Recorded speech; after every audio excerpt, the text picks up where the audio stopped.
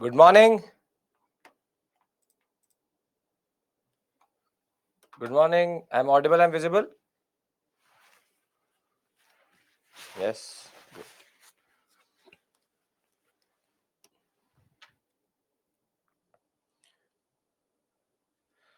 Okay. We'll wait for 2-3 minutes and then we'll begin. Good morning. Good morning. Good morning. Good morning.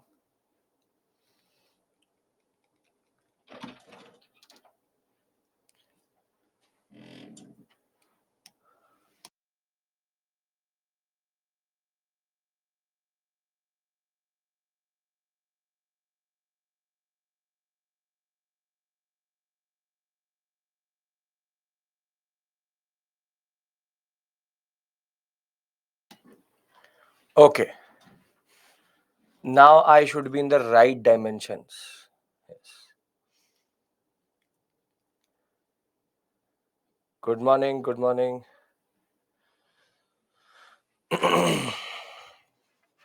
So today's class is going to have another set of multiple topics in that regard.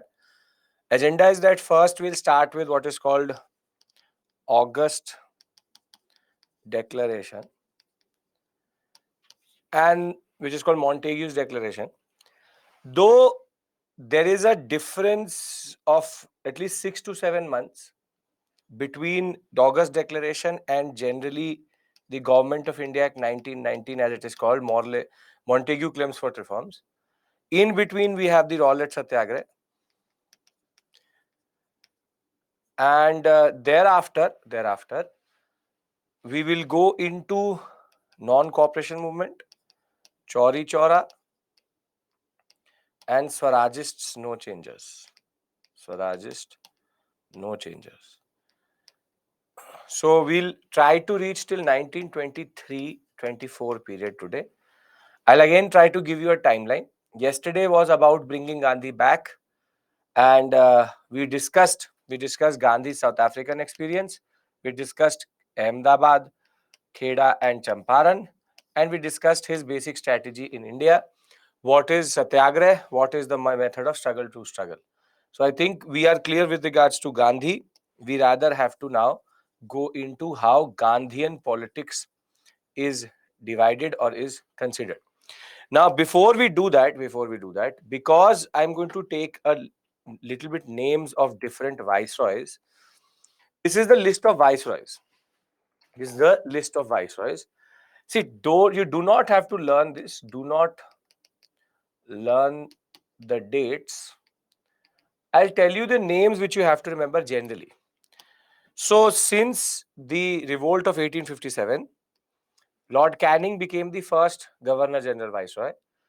See, after Canning, for us, Dufferin is important. Why is Dufferin important?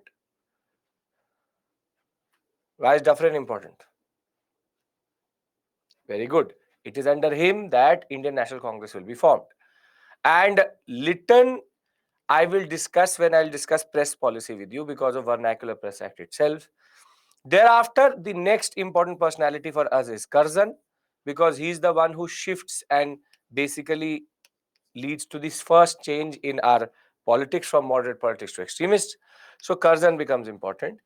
Thereafter, Minto is important for Morley-Minto reforms. If you remember, he's the father of separate electorates or communal electorates in India. And Harding was the one on which the bomb was thrown. Today, we are discussing a person called Lord Chelmsford. And reading will be not important for us. Next most important viceroy is going to be Irving. So today, when I'm going to use Chelmsford basically means the viceroy Chelmsford. On the other hand, you have the Montague Chelmsford because of the name of Montague. Montague was a Secretary of State. We'll discuss that. But out of this list, I will give you the list of Governor Generals in the end. I'll give you the list and what they did also in the end. I'll attach a PDF to this PPT itself.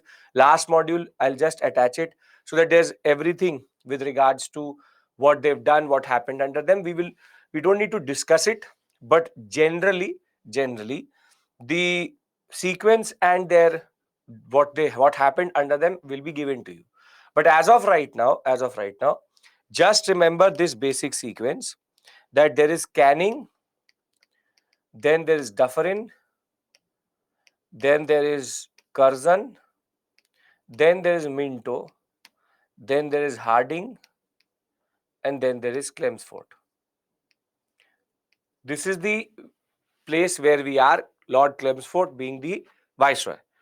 Lytton, I am not putting in right now into this list, because when I will discuss Vernacular Press Act, he can be put in wherever you want to put him. He's not as such important to the basic story for us.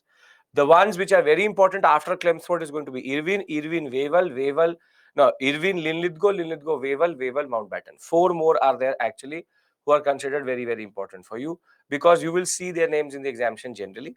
But Lytton and Ripon, generally the two opposite ends of rule in India, Lytton being very, very strict, Ripon being okayish.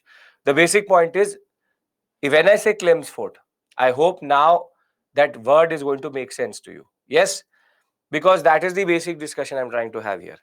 Because where does Chelmsford come in? Don't have to learn his dates, but we have to discuss Chelmsford's period today in a way, and a part of reading in that regard. Okay. So this is the basic list of viceroys. As I said, viceroy list and their what they did will be given to you later. That is of no purpose to you right now. Now, yesterday we brought back Gandhi. Now today we'll be discussing two very important timelines. But what I am going to do is that I am going to talk about the Montague Declaration, August Declaration 1917, and thereafter we'll straight away go into the Montague-Chelmsford reforms. Because though this happens in the end, I want to do the constitutional history first, because it is a little bit heavy that way, because Montague Chelmsford introduces a lot of interesting things in India. So we have to be very wary of the basic changes which have happened under Montague. So going to give you the timeline. I'm going to give you the timeline what we traversed today. But generally, I'm telling you that I will be jumping straight to Montague, and then I'll be back for Rowlatt Act in that regard. So the there are two timelines we are going to actually operate in today. Everybody's ready, right? Everybody's comfortable, no issues. Vivek, I don't control my volume. You control your volume. I can't do anything about it. Okay, we can start, right? Yes. Okay. So 1914, 1915, 1917.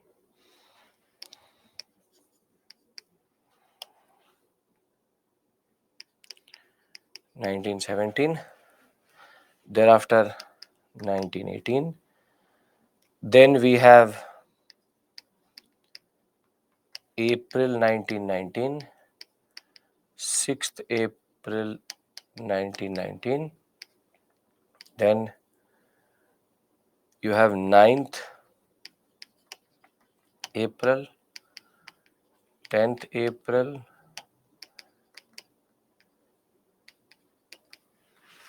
then you go to 13th April,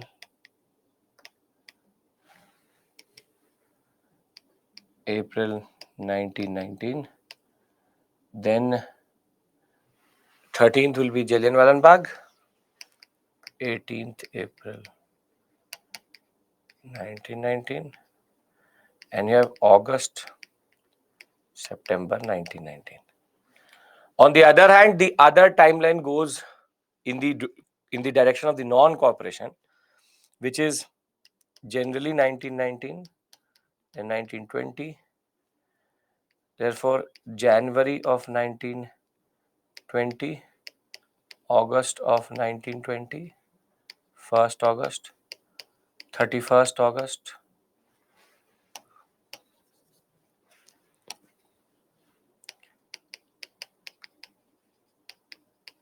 31st August 1920, then September 1920, December 1920.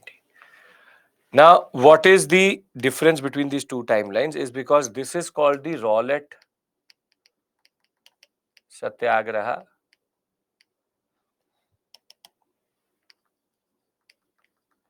This is the NCM timeline. Now, what happened in 1914? 1914, First World War started. 1915 is the Defense of India Act, which was used to check revolutionary activities. Where have we discussed this act previously? In what context have we discussed it? Come on. Very good, very good. The Ghadar movement. In this act was used to stifle the Ghadar movement. Very good. Then comes Montague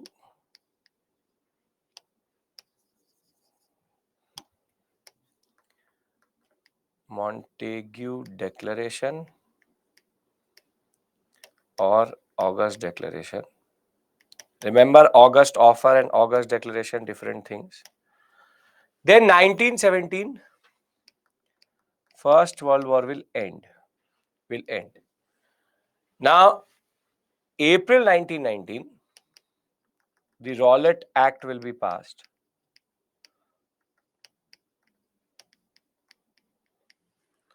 On 6th April 1919, we will have the All India Hartal.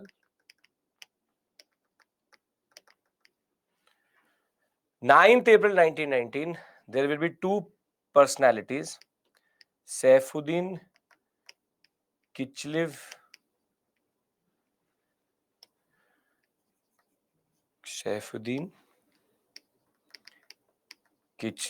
and Dr. Satyapal, who will get arrested. Then 10th April is called Amritsar violence. 13th April 1919, the darkest moment, Jallianwala Bagh. 18th April, Rowlatt Satyagraha called off. And September is Government of India Act 1919. Government of India Act 1919. On the other hand, the other part of the story, 1919 is called the Treaty of Versailles or Versailles. Then comes the Treaty of Sevres, which is going to now impact the Ottomans, the concept of Khalifa. Then January of 1920, the Khilafat movement will start. And between January and August, there will be multiple attempts of how Khilafat can get appropriated within the INC. But Tilak did not want it. He did not want a religious issue to get attached to the INC. Thereafter, 31st August 1920, Tilak will die. And in September, we will have a special session which is called the Calcutta session. And this is called the Nagpur session. This is special, in which NCM informally launched and NCM launched formally. And NCM means non-cooperation movement. So you have these two timelines which are working together. So you have First World War, Defense of India Act, then after that Montague Declaration, August Declaration. Then World War will end in 1918. Then in 1919, Treaty of Versailles, Treaty of Sevres related to the First World War. Then from January of 1920 to August of 1920, the question is going to be how can Khilafat get absorbed into non-cooperation into the INC. Then 31st August 1920, Tilak will die. He was the main ardent, he was not allowing the INC to take this issue itself. As soon as he will be dead, his last breath will lead to, in September, a special session in Calcutta, which will be non-cooperation informally will be launched. And in Nagpur session, December, there will be a formal announcement of non-cooperation plus Khilafat, as it is called. Parallelly to this, in 1919 itself, there was a lot of things which happened. Rowlatt will be passed. Then you will have All India Hartal. Thereafter, 9th April, Saifuddin Kichlev and Satyapal will get arrested under Rowlatt Act itself. 10th April, Punjab wrongs. Thereafter, you will have Jallianwala Bagh. 13th, then Rowlatt Satyagrah will be called off in 18th April, and you will have Government of India Act 1919. Purna Swaraj is 1929, Lahore session. So 10 years away from that. So are we clear with regards to what we have to do today? So you can see there are multiple timelines which we have to cover generally today, and there are multiple general things. So what I want to do is, the odd one out topic in this is actually Government of India Act 1919. This one. It's the only constitutional question. So what I'm going to do with you is I'm going to discuss the Montague Declaration, and then I'll go to the Government of India Act 1919, Montague claims for reforms, and then I'll be back to the Indian national movement. Clear? How are we going to cover this whole area? Yes? Okay. Now, Edwin Montague, Montague written with an E also, doesn't matter. Sometimes they like this also, Montague statement. Now, what is significant about this statement and why is it so important? See, everybody's ready, right? Because now I start and I need your concentration. Okay. What happens is that, very simply, in 1909, when Morley was asked that what is the purpose of the British in India, his answer was very simple. Aryan, you can write any spelling. Montague, both are correct. That is not an issue. It's about which spelling, American or English, UK, which you follow. It's that is what it matters. Montague is one, Chelmsford is the other. Okay. So when Morley was asked in 1909 that what is the purpose of British in India, he gave a very simple example, and a very simple concept, that we are here to rule India. We are here to rule India, and if somebody is asking for Swaraj, which is self-rule, Swaraj equals to sedition. In Morley's mind, in Minto's mind, anybody who is fighting for Swaraj is basically treasonous. It's not how. That is his understanding. That if you are asking for self-rule, then you are doing treason, because then you are going against the government of India. You're going against the government of India. So for them, all nationalists were nothing but doing sedition. Sedition is basically when you go against the government, or to entice violence, or to say something which creates a certain dissatisfaction with the government. Very simply, if you are criticizing the government, you are doing sedition. You're doing sedition. So under the Indian Penal Code, a nationalist could be arrested under sedition because he's asking for Swaraj. He was asking for Swaraj. So Morley was very clear what was the purpose of the British in India. And the purpose of the British in India was that we are here to rule. No big concepts, no big understanding. Simple point of the matter is, we are here to rule. If somebody is asking for self-rule, then we believe that he is going against the state. And if somebody is trying to entice the people, vis-a-vis for asking for self-rule, that is also in its sense basically the concept of what we call as sedition or treason against the government. You are in a way enticing violence or dissatisfaction against the government of India, the monarchy, the queen. Therefore, it will be accepted that you are doing something against the state. Whenever you act against the state, it is considered as sedition. As it is in the British India, we still use that law in that regard. 124A, it is called IPC, but still we have changed the definition quite a lot. The Supreme Court has said that it has to be specifically about enticing violence, but at this point of time, saying something against the British itself is considered treasonous, and is considered sedition. So if I asked Morley, why are you, in a way, why are you not doing anything good for India?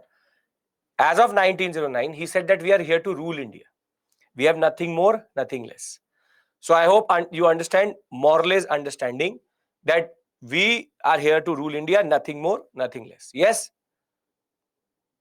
Okay, very good. Class starts at 6 o'clock, irrespective of anything. Okay, now, when in 1917, the new Secretary of State,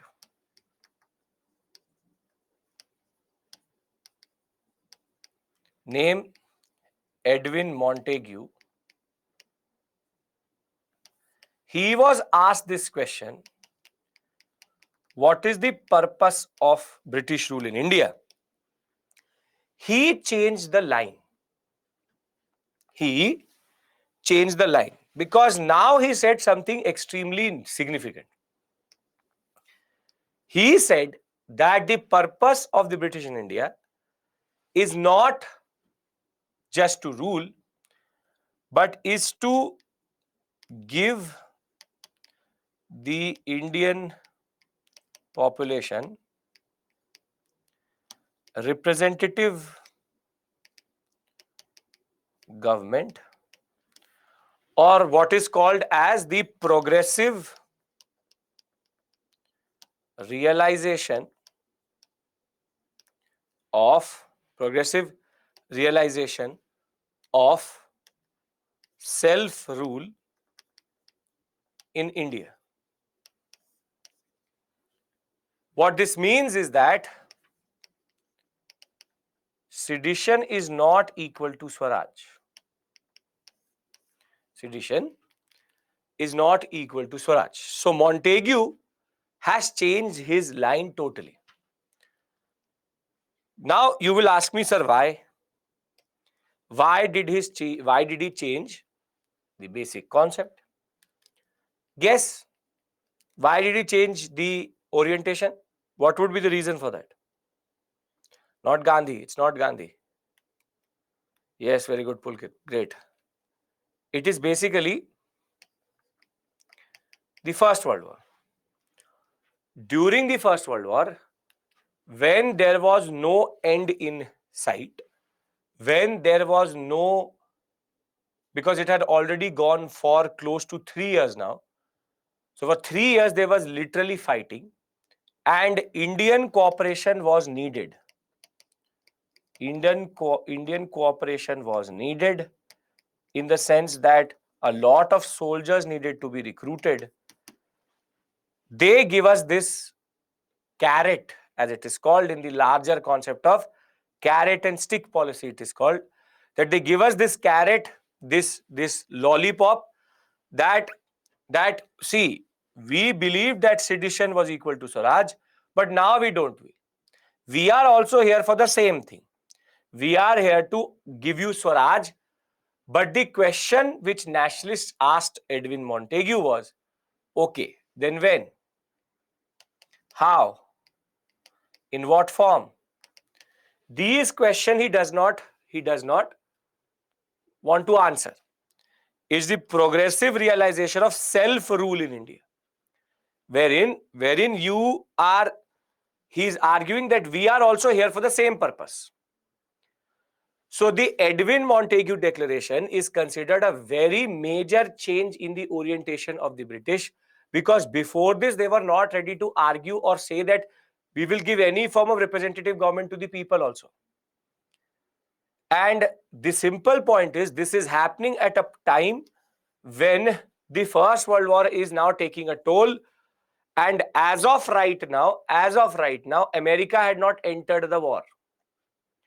So once America will enter the war, then only the British attitude will again change, which you will see. But as of right now, the British simply have changed their basic understanding, which is extremely significant that ways. But remember, this carrot, this lollipop will be followed by a major stick as soon as the war will be over, which is called the Rowlatt Act. So the irony of the story is that you have the August Declaration, which says that we are going to give you self-rule. Then comes the Rowlatt Act. Once they create the mess with Rowlatt Act and Jallianwala Bagh, thereafter the act is going to actually come. So if you look at this basic timeline, look at the timing of Government of India Act 1919. It is not before Rowlatt, but it's after Jallianwala Bagh. So therefore, they again wanted to pacify. This is very well called in what we call as British policy, carrot and stick policy. That you use the carrot to lure the people and thereafter use the stick to discipline. So this is your carrot, this is your stick, then again is your carrot. This is called carrot, stick, carrot policy. Are you getting my point? How and why Montagu changed his basic understanding? December of 1917 they will come. I know, Rahul, don't worry. The simple point of the matter is that August Declaration is a major development vis-a-vis what has been happening and what the British were doing in India. Are we clear with regards to this? Why is it such a significant document? Yes? Okay. So,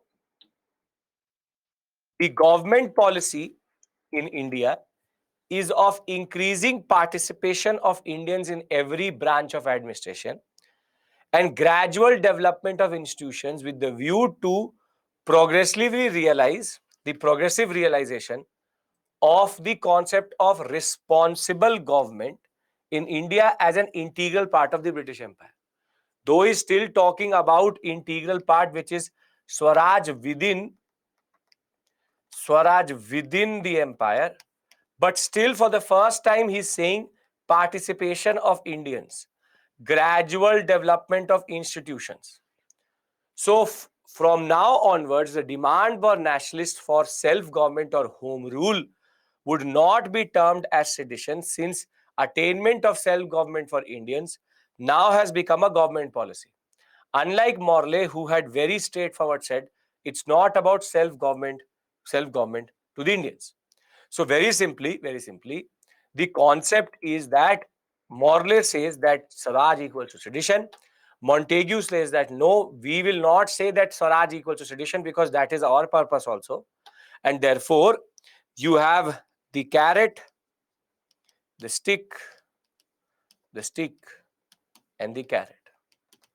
This is part of the larger concept that the First World War Indian support was needed. Yes? Are we clear with regards to this? Then I will go to the Government of India Act 1919. Great. Now the objection which the Indians had against Montagu was, what will be the nature, timing of the advance of responsible government, and more than that, something which is good for the British could be bad for Indians. It was just the British government needed India's support in both resources and manpower in the First World War, and that is why they are promising a lot of things to the Indians at this point of time. Simple point is that this is the part of larger state policy which is called carrot stick. We've already seen divide and rule. This is called carrot stick policy, wherein you will try to give them a certain type of lollipop, which will in turn lead to the concept of a stick, which is going to follow very, very soon. No, so Jyoti, don't worry. After this point, it will make sense. I understand if it's your first class. I get your point. We've already reached till 1919. So don't worry. The SME, can you just please guide Jyoti what she needs to do? Okay. So very simply, carrot, stick, carrot, Montague Declaration, simple point, is a major breakthrough. Can I go to Government of India Act 1919? Because that is extremely significant, very important for your understanding. Because a lot of things we've picked up from it in our own constitution today. Everybody's ready, comfortable, because today morning somehow a little bit of, I can see, you have to be more proactive. Come on, first hour itself. You have to do a lot of things. Okay. Now, tell me one thing. There are 2-3 things which I will discuss with you and then I'll talk about this. Union list, state list, concurrent list. You understand the concept of this? That in India there is union list, state list, concurrent list. Yes. Schedule 7, very good. What is the exact technical definition of this division? How do you call it? It's Schedule 7, sure. But what is the technical definition? What do you call this in proper political terms? Separation of powers, division of power, spatial distribution, federalism, decentralization. See, you are talking about separation of power. But if I use the term legislative jurisdictional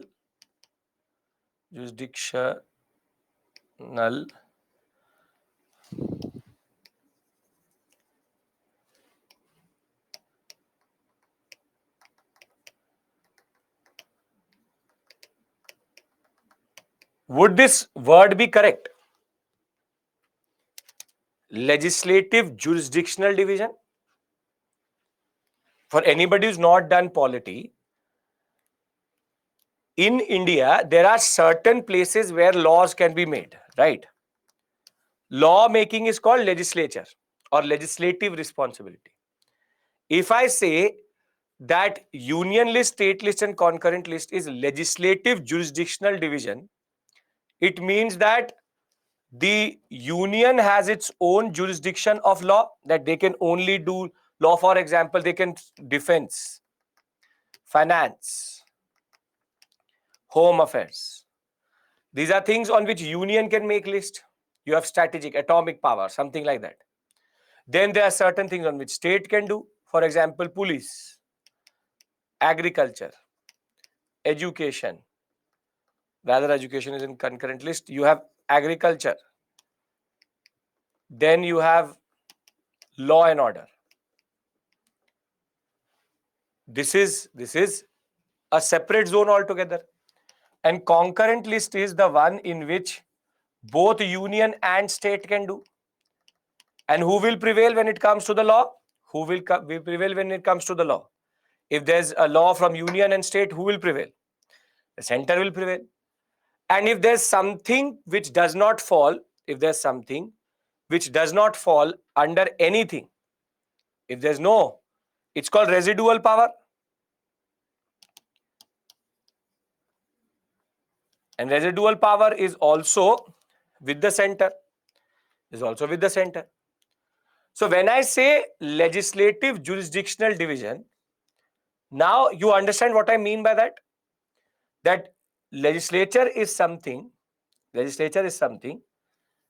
legislative power is something, and it is divided. It is divided according to jurisdiction. So for me, all of this doesn't matter. What matters to me is that if I say legislative jurisdiction, then it makes sense to you. Yes or no? Everybody has to consent. Yes? That when I say legislative jurisdiction, it makes sense to you. Perfect, very good. Now, there's one more term which is very common in India. You have Raj Sabha and Lok Sabha. What is this called? This division into two houses? They are part of the parliament, sure. Very good. This is called bicameral. You have unicameral, which means one chamber, and bicameral, which means two chamber.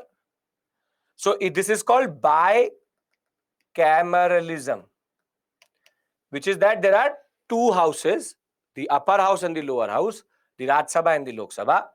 And for example, if we go to a state and if it has only a legislative assembly, we call it unicameral.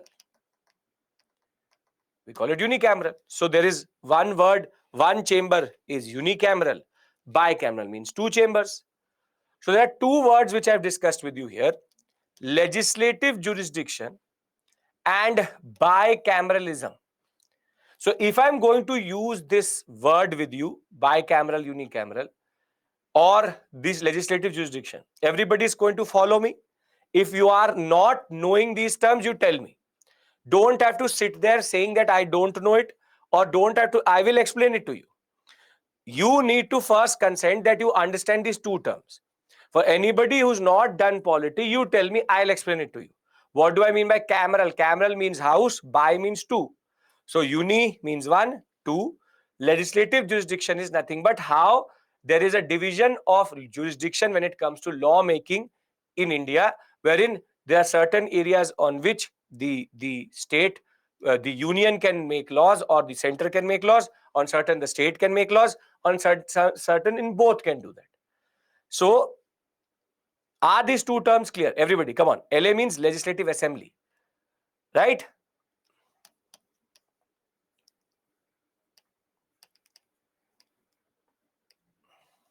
Okay.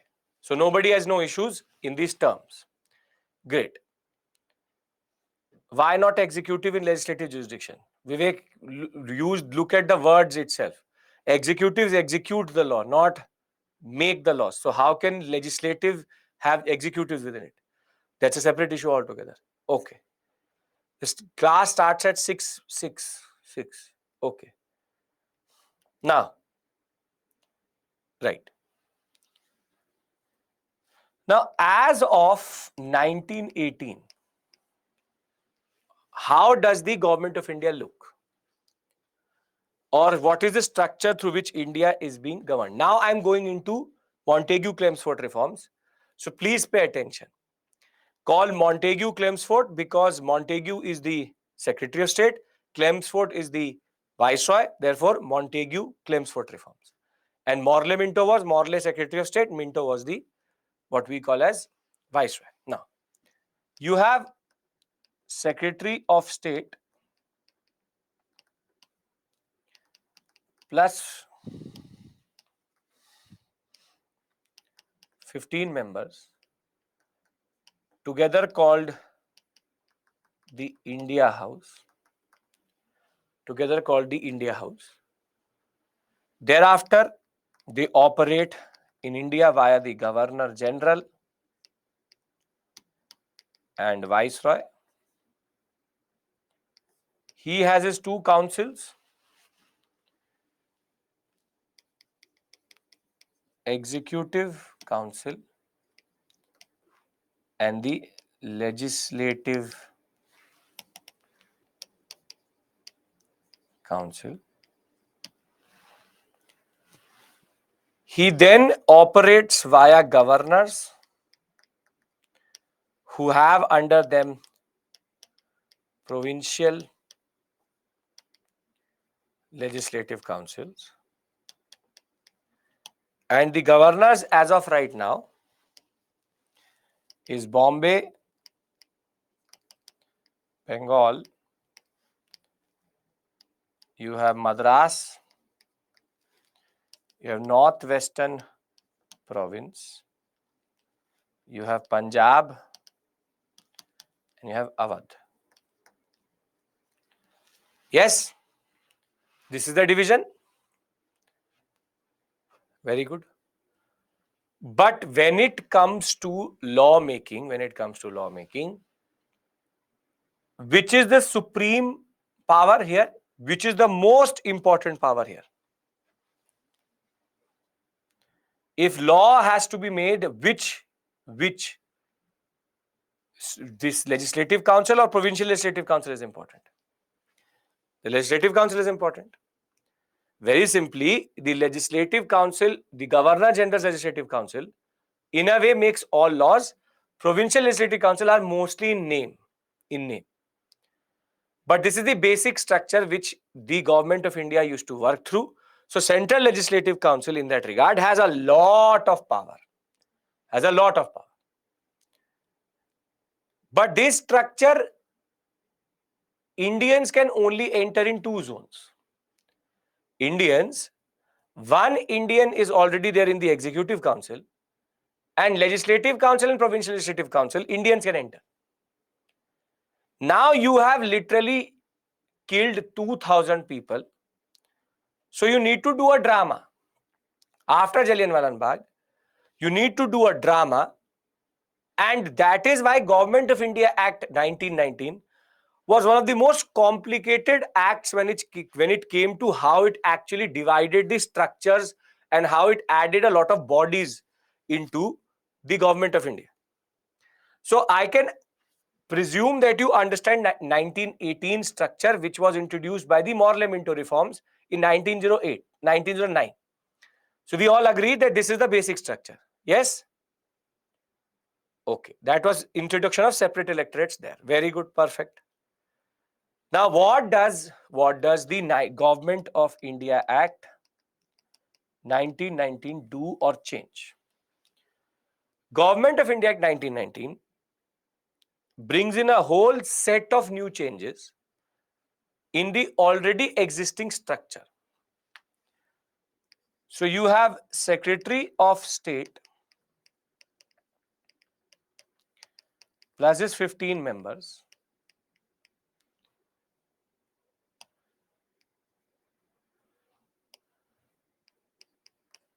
Plus his 15 members. When was Jallianwala Bagh? 13th April 1919. I will discuss. This is August-September 1919. So we'll discuss that. Don't worry.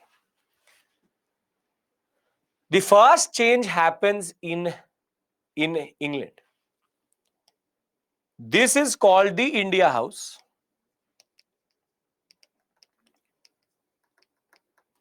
And the India House has a lot of sweeping powers.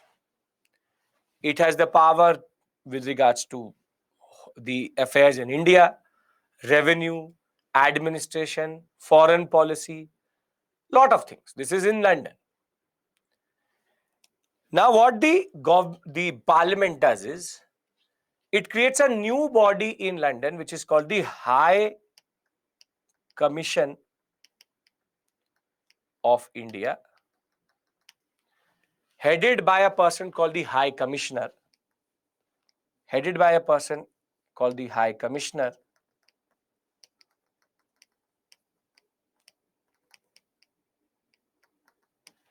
And what happens is that foreign policy and diplomacy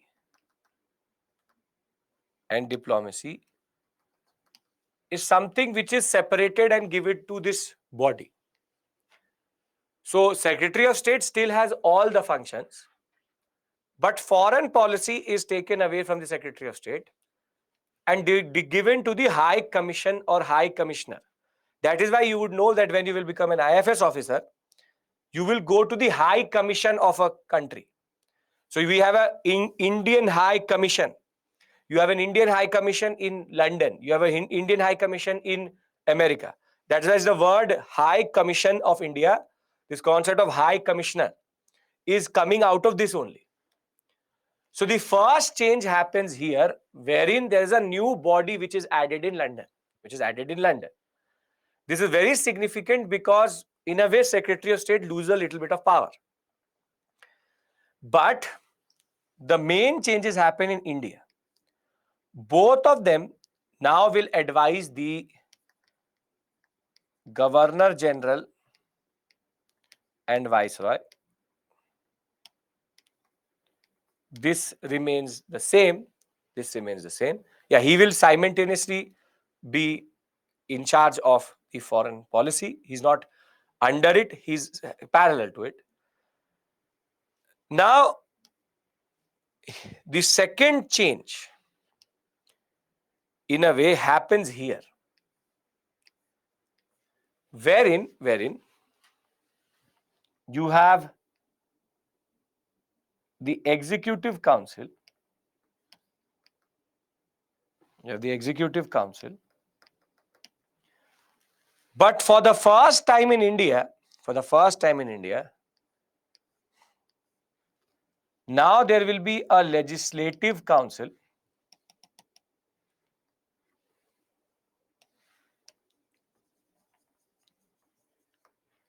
Now there will be a Legislative Council and Council of States. 145 seats here, 60 seats here. What do we call this concept when there are two houses of legislature? Very good. So the second change is bicameralism at center. Bicameralism at the center, wherein the Legislative Council and the Council of States, the power has now got divided. The concept of Lok Sabha and Raj Sabha as in a way has emerged. Legislative Council being the Lok Sabha, Council of States being the Raj Sabha. So very simply, it will now create a new body which will be called the Council of States to increase the representation of Indians to be nominated by the people. Previously, it was a unicameral house. It was unicameral. Now it becomes bicameral. So the second major change happens at the imperial level, wherein the Legislative Council will now be sharing power with the Council of States. As standard, what happens? A law will be introduced in Legislative Council, will go to Council of State, then the Viceroy's signature is important to make it into a law. So are the first two changes clear? Because now there will be a change at the governor's level also. No issues? Very good. Now the next change will happen at the provincial level, wherein the governors will get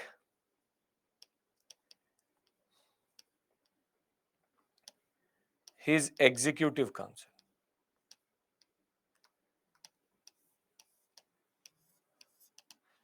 So the third change is that Executive Council is now added to the governor. So you look at these two slides and you will understand the difference. From this, which is Secretary of State, Governor General, Executive Council, Legislative Council, Governor, Provincial Legislative Council. Now, there are two houses at the London level. The Viceroy has three bodies under him now: Executive Council, Legislative Council, Council of State. And the governor of the provinces also have Legislative Council and now a new addition, which is this Executive Council. I will tell you what is the purpose of it, because hierarchy cannot be introduced without Executive Council being there.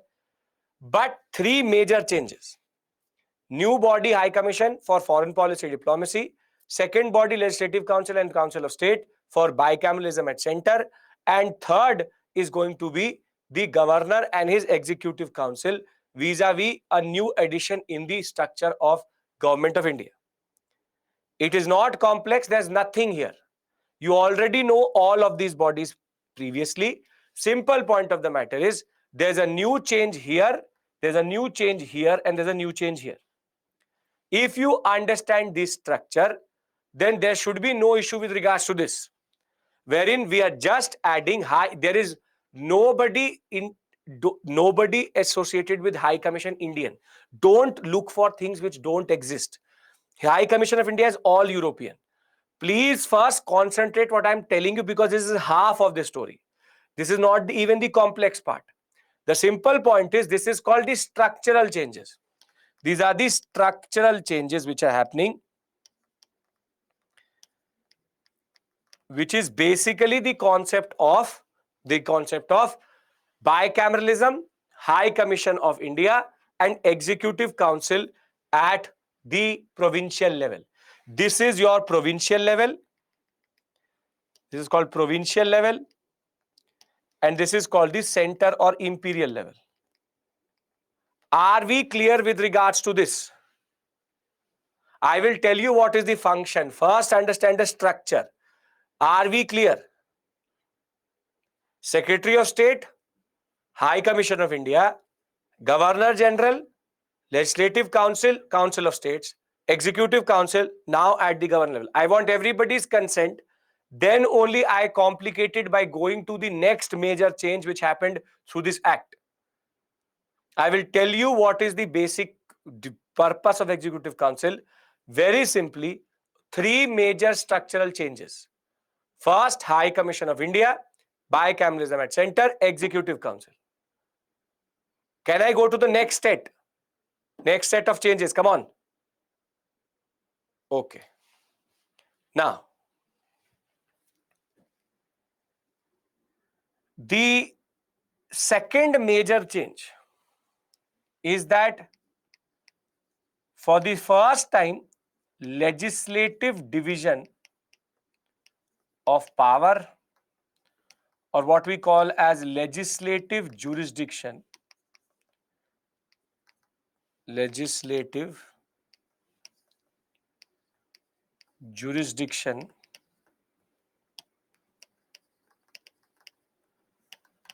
is introduced,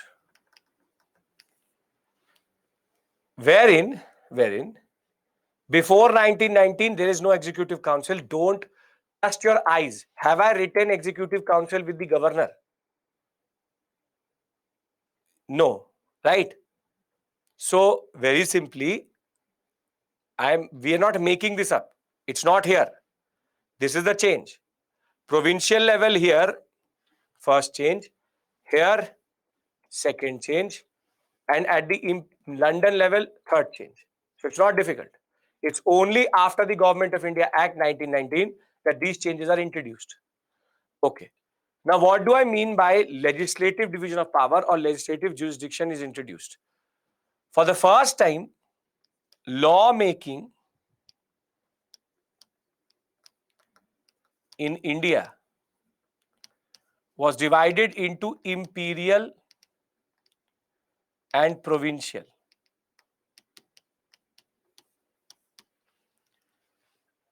Technically, union and state list, wherein the Governor General,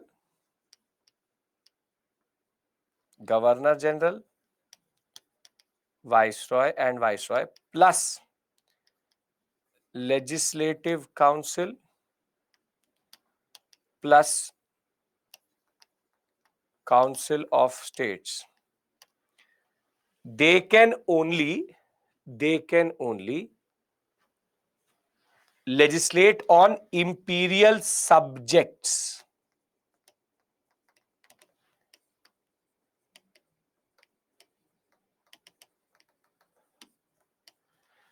And no, this is like the parliament, center. That the center, the president plus the legislative, the Lok Sabha and Raj Sabha, the Viceroy should be seen as the president here. That the Viceroy plus Legislative Council plus Executive Council, rather the Viceroy plus Legislative Council and Council of State, Lok Sabha, Raj Sabha president together will do on subjects related to imperial. On the other hand, Don't say reserved and transferred. I'm coming to that. Don't worry. There's still one more step to go. The first division is at the all India level. All India level, there will be a division of the subjects into imperial and provincial. Imperial and provincial. And the game which happens is basically at the provincial level. At the provincial level, all subjects are divided into two: transferred and reserved. On transferred subjects, the governor plus legislative council, provincial legislative council will make laws. On the other hand, on reserved, the governor plus executive council will make laws. Now, this is where the game actually happened with the Indian nationalists. Wherein what they have done is that they have legislatively divided the subjects. But when it came to the provincial level, Indians are where? Are in the provincial legislative council or in the executive council?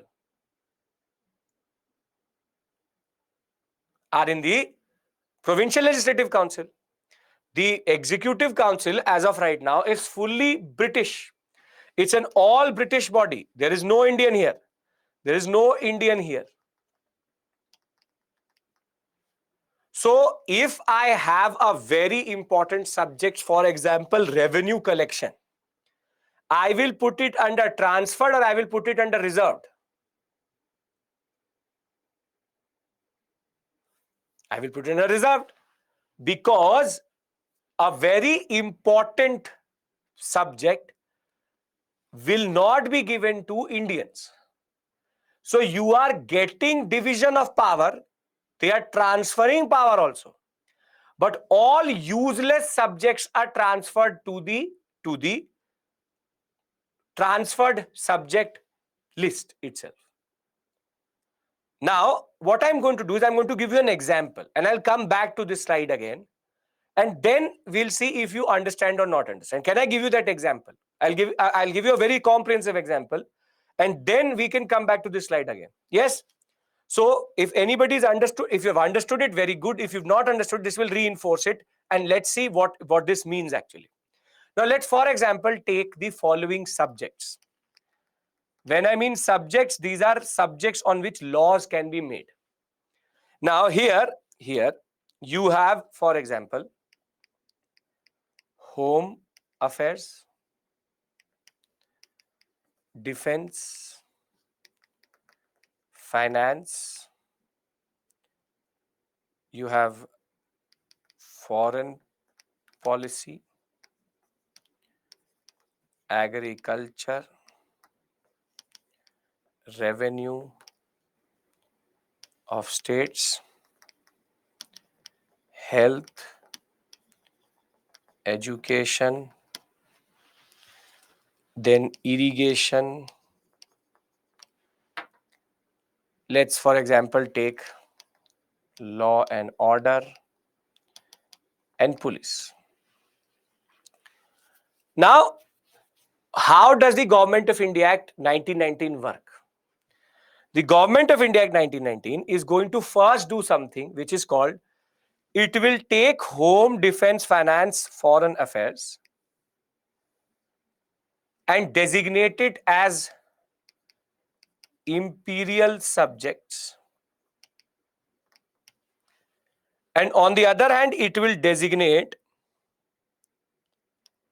agriculture, revenue, legislature, and law and order and police as provincial subjects. This much makes sense? Does this much make sense? That first is called major division. Major division.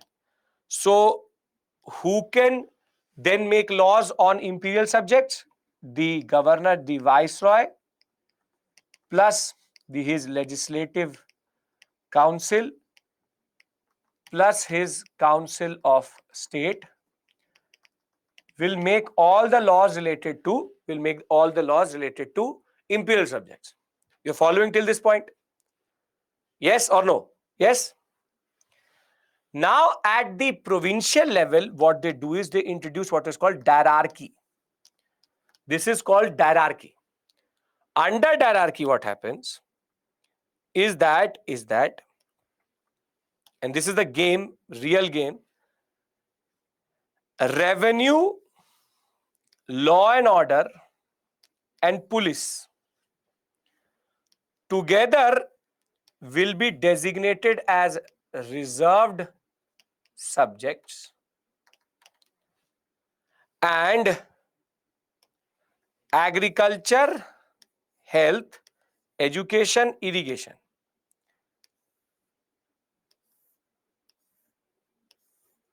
they will be called transferred. And what is happening is that in transferred, the governor of the province will take a call along with his legislative council, where Indians are represented. On the other hand, here it is going to be governor plus his executive council when there are no Indians. Now are you understanding the game which has happened with the nationalists? This is literal what we call as a major eyewash, because they have given all useless subjects to the transferred subjects, or they've given all useless subjects to the legislative council. Now when I say this, that there is a division of power based on imperial and subject, and this is what is called as diarchy. Now when I say what is diarchy, are you understanding what diarchy actually means? Diarchy means the concept of transferred and reserved subjects, and how it is all a drama. If all of this makes sense, I can make a one slide itself, a whole flowchart which brings all of this together. Can I do that? Yes, at imperial level there is representation of Indians, but it's more about what they're doing at the provincial level. At the provincial level, they actually are going against the concept of separation of power also, because they are giving an executive councillor the power to legislate. That is the irony here. In order to undercut the whole process itself, they are giving executive councillors legislative powers also. Simple point is, never trust a Britisher. Yes, diarchy only existed at the provincial level. There is no diarchy here. No diarchy here. No diarchy at all.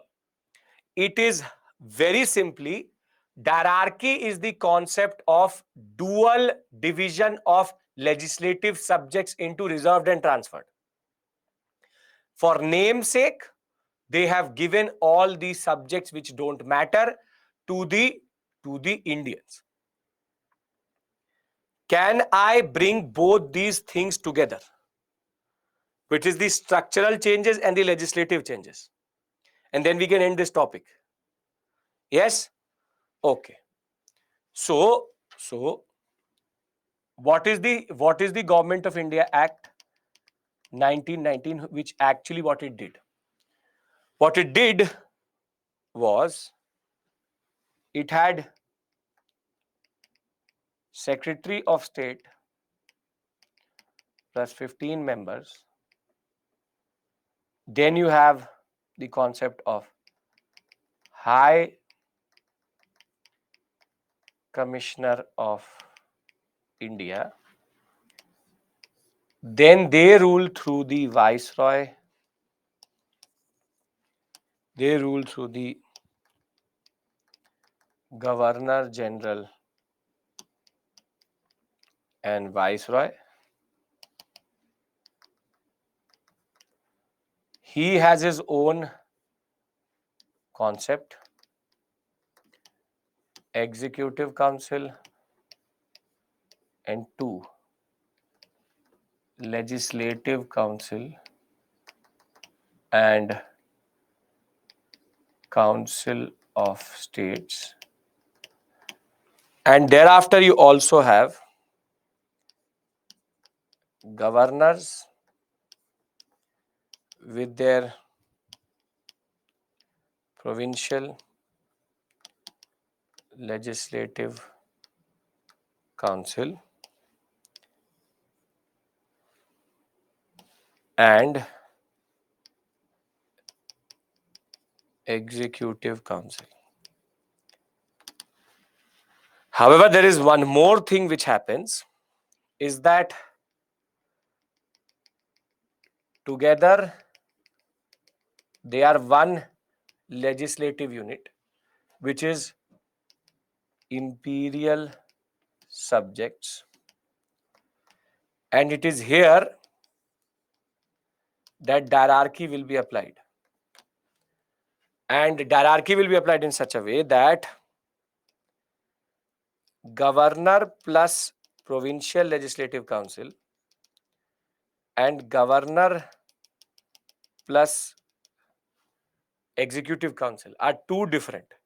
This is reserved subjects, this is transferred subjects. Now, does it make sense?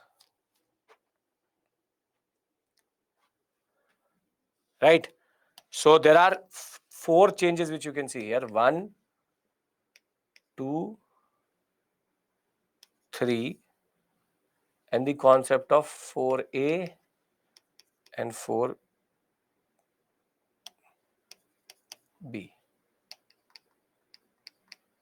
or the constituted hierarchy. By this time, Indians are indirectly, all are still, there's no proper elections, but indirect elections are happening. Are we clear with regards to, see, because when you will read it out of the PPT or read it out of a book, it will make no sense. Nothing at all. Written in a very confusing way. Can I now add the 2-3 more provisions and then we can go on for Rowlatt Act itself? The concept of hierarchy is nothing but the legislative division of provincial subjects into reserved and transferred. That's it. In provinces, there are two different, there are one governor is there, but he has two jurisdictions, transferred also and reserved also. Right? Okay. I'll write this down. See, High Commissioner will be obviously be a Britisher only. Provisions. See, nobody is asking you the definition. Definition is given in the PPT also. First, understand it. Because if you want definitions, I can give you definitions. But if you understand it, you will never forget it. That is the basic point here. So, is universal franchise available? No. 1. High Commissioner's Office is created in London. Second, bicameralism at center is introduced. Third, you have executive council added to the office of governor of provinces. Fourth, legislative jurisdiction is divided into imperial and provincial. Residual power will be with the viceroy. Fifth, provincial level hierarchy is introduced.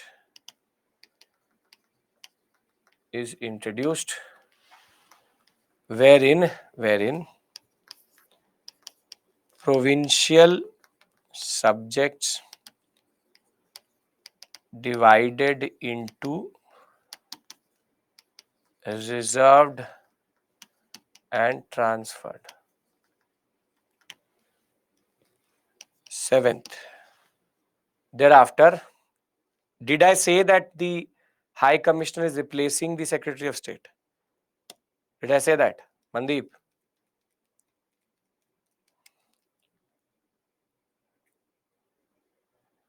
So then why are you presuming? When I'm making the High Commissioner parallel to the Secretary of State, then don't overthink. Thereafter, there is some more smaller changes which happen just to add it to it. Separate electorates is extended to include Sikhs, Anglo-Indians, Christians, and Europeans. Now, before I go to the slide which has everything again, I'm again repeating myself. This was, now please pay attention. Anglo-Indian means father is English, mother is Indian.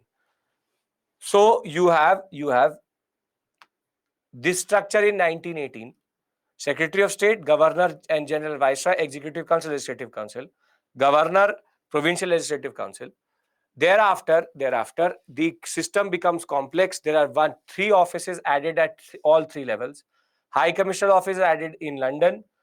Bicameralism is created in the imperial level. Provincial level, the governor gets his own executive council. Now, do you get it why he needed a new executive councillor? Do you now get the purpose of adding an executive council to the governor? Yes? Okay. If you understand the structural changes, then the next major change was legislative division of power, wherein legislative jurisdiction is introduced. Lawmaking in India was went to two subjects, imperial, where there was no hierarchy, and the Governor General and Viceroy plus Legislative Council, Council of State together make the laws. On the other hand, provincial legislature is divided into hierarchy, wherein there are two types of subjects, transferred and reserved. Transferred are always done with Governor General and Provincial Legislative Council, where Indians are, and you have Governor General Executive Council who takes the major subjects in reserve. So the concept was to technically give legislative powers to Indians, however, at the same point of time, give them the useless provisions.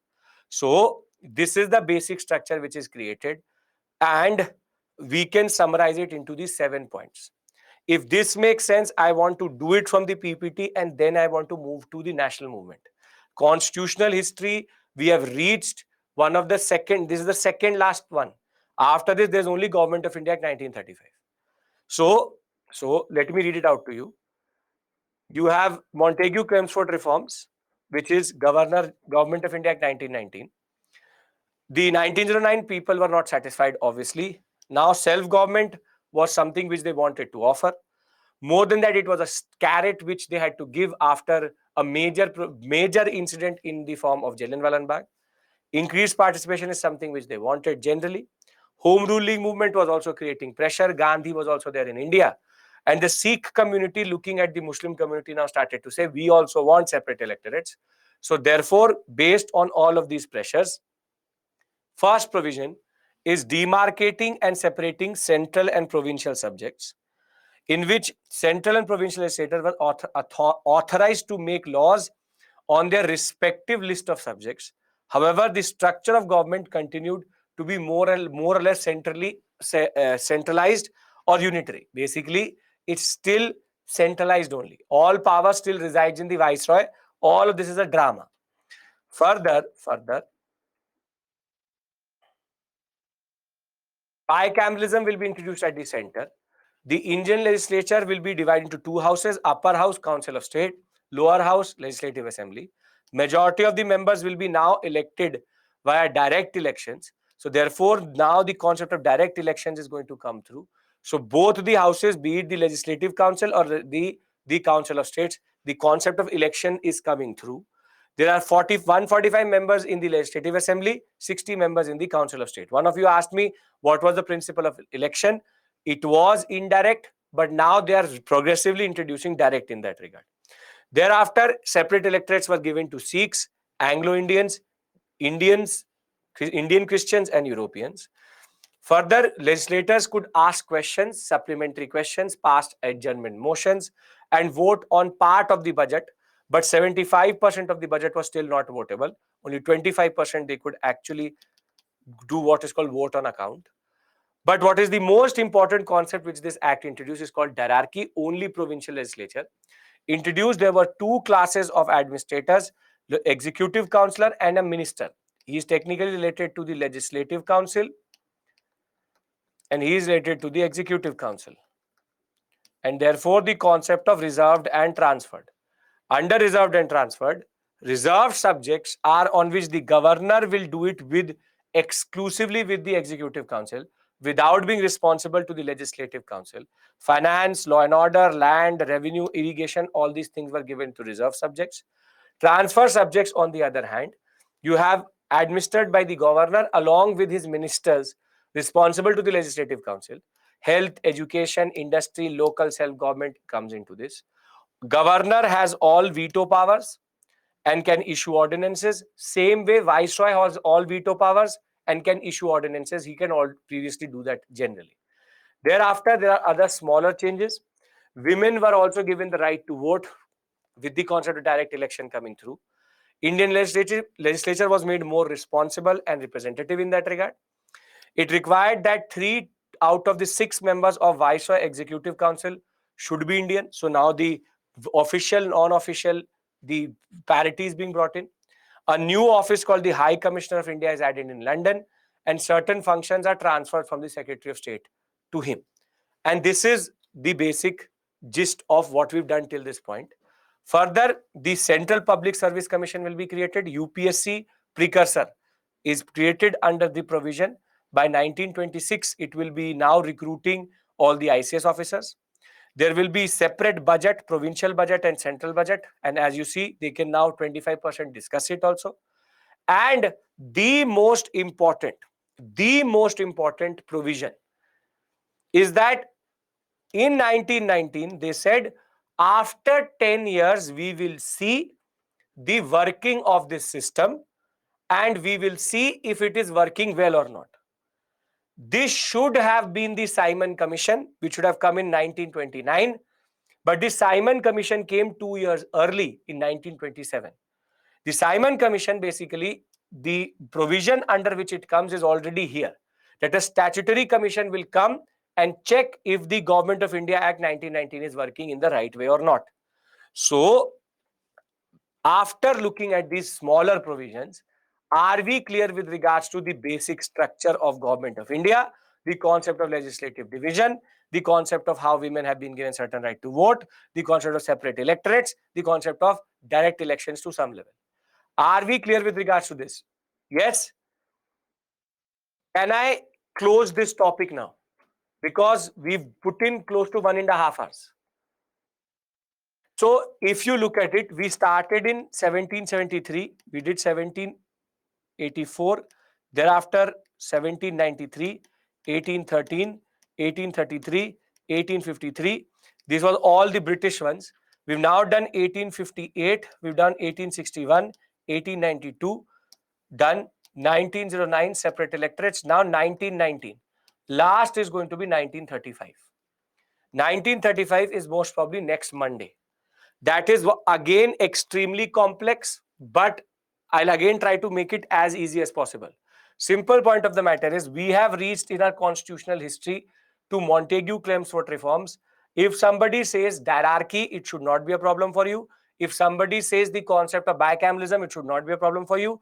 Generally, you understand the structure of Government of India as of 1919. Yes?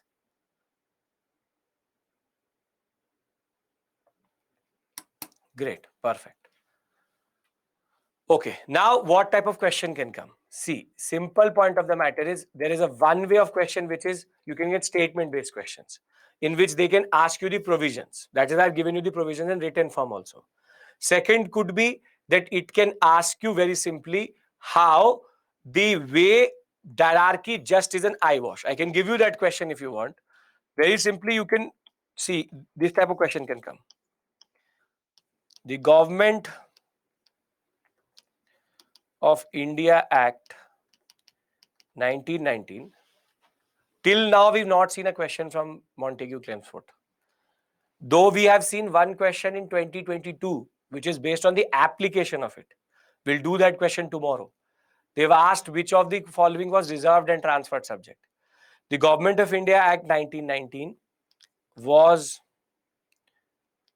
an illusion created by the British with the introduction of hierarchy. Do you agree? 150 words. Can you write this question? That how is it an illusion? Because of hierarchy. Yes? You have to be more vocal. Yes or no? Can I take a break now? Can we come back and start our national movement? Yes, ICS were recruited previously by the court of directors. Open competition was happening, but now there's a central public service commission with regards to that. Done. So clear. Great. So we'll come back at 7:33. When we come back at 7:33, we will start Rowlatt Satyagrah. 7:33. 34 I'll take.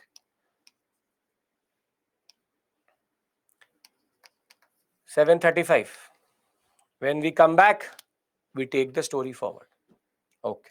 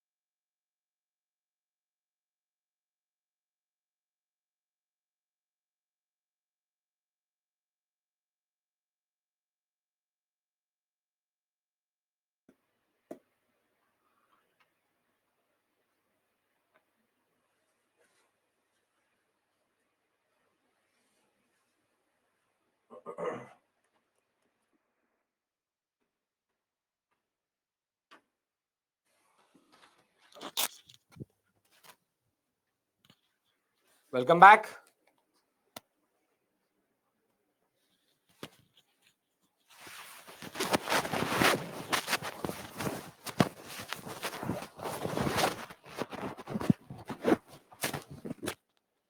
In the conclusion, you just say that it was just a part of the larger 1919 period and how it was to pacify the Indians after Rowlatt. I'll discuss that with you. Introduction, conclusion, you will be able to write once you've done this section, which is Rowlatt Satyagraha. Because the introduction is Montague's declaration and the conclusion is how it was to just to pacify Indians. We'll discuss that point, separate issue altogether. Shavni, refresh. Okay. Can we start Rowlatt? Are we clear with regards to all Government of India Acts till this point? Constitutional history is totally clear in your mind. Okay. As it is, we'll do previous year questions tomorrow. Every Friday we'll do these and you will automatically realize what type of questions are coming. But too much conceptual questions are not there. So don't have to worry with regards to that. Okay.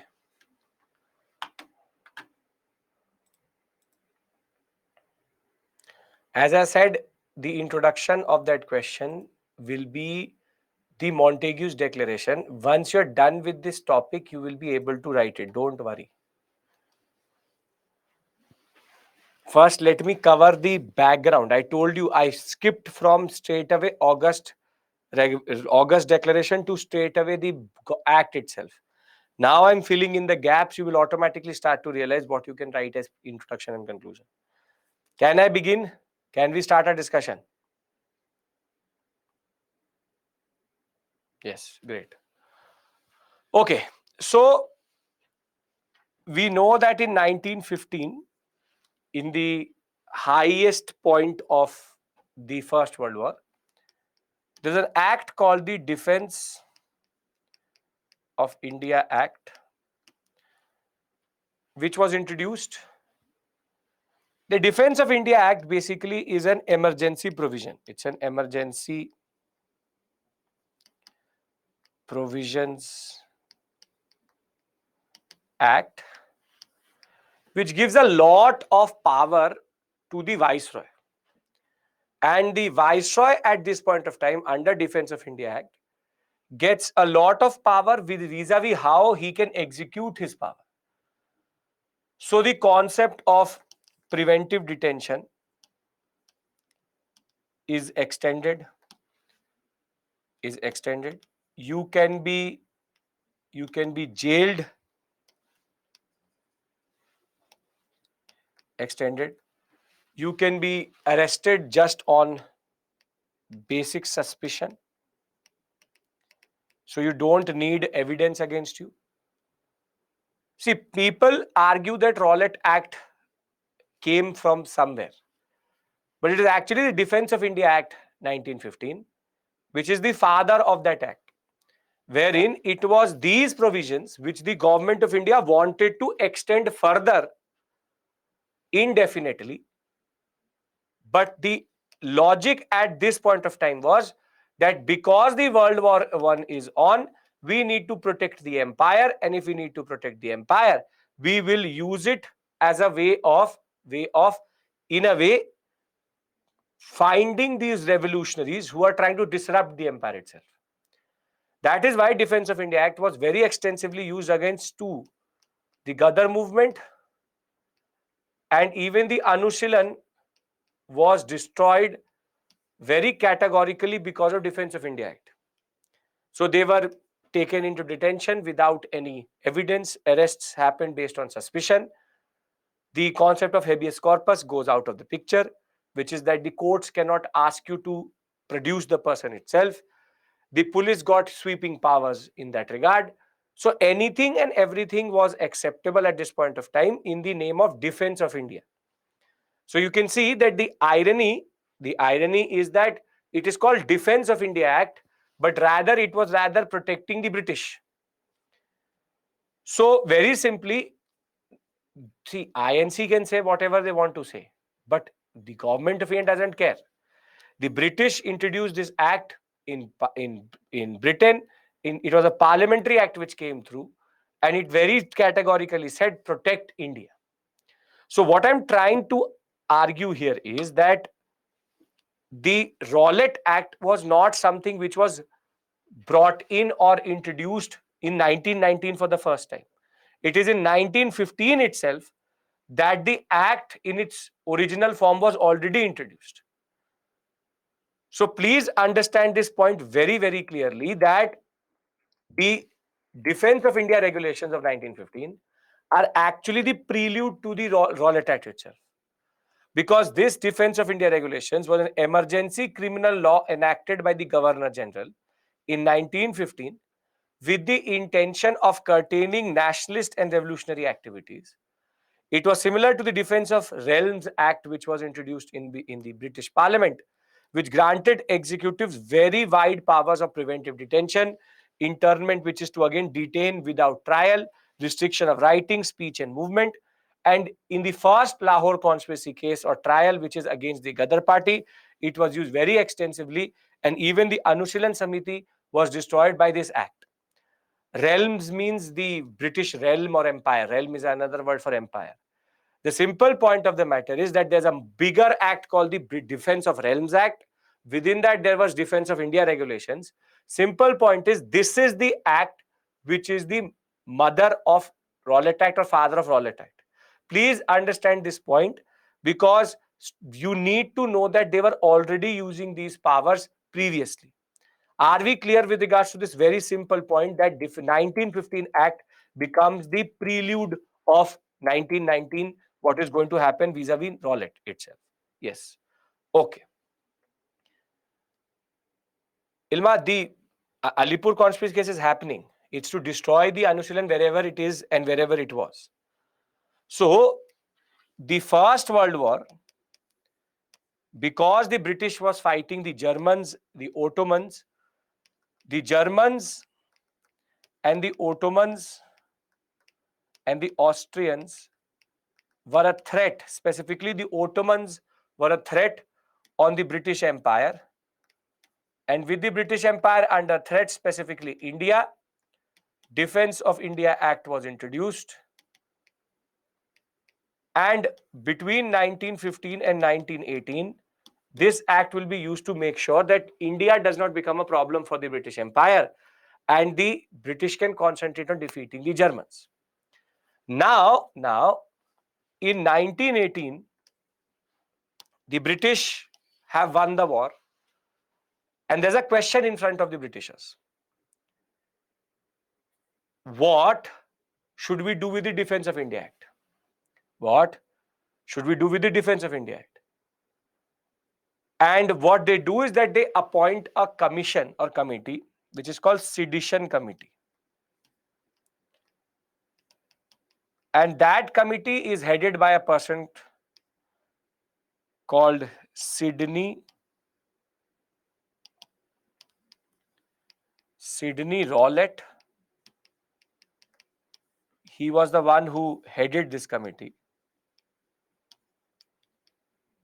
And the question in front of Rowlatt was that should we extend the 1915 Act or should we not? Do we need the Defense of India Act? Do we need the 1915 Act itself?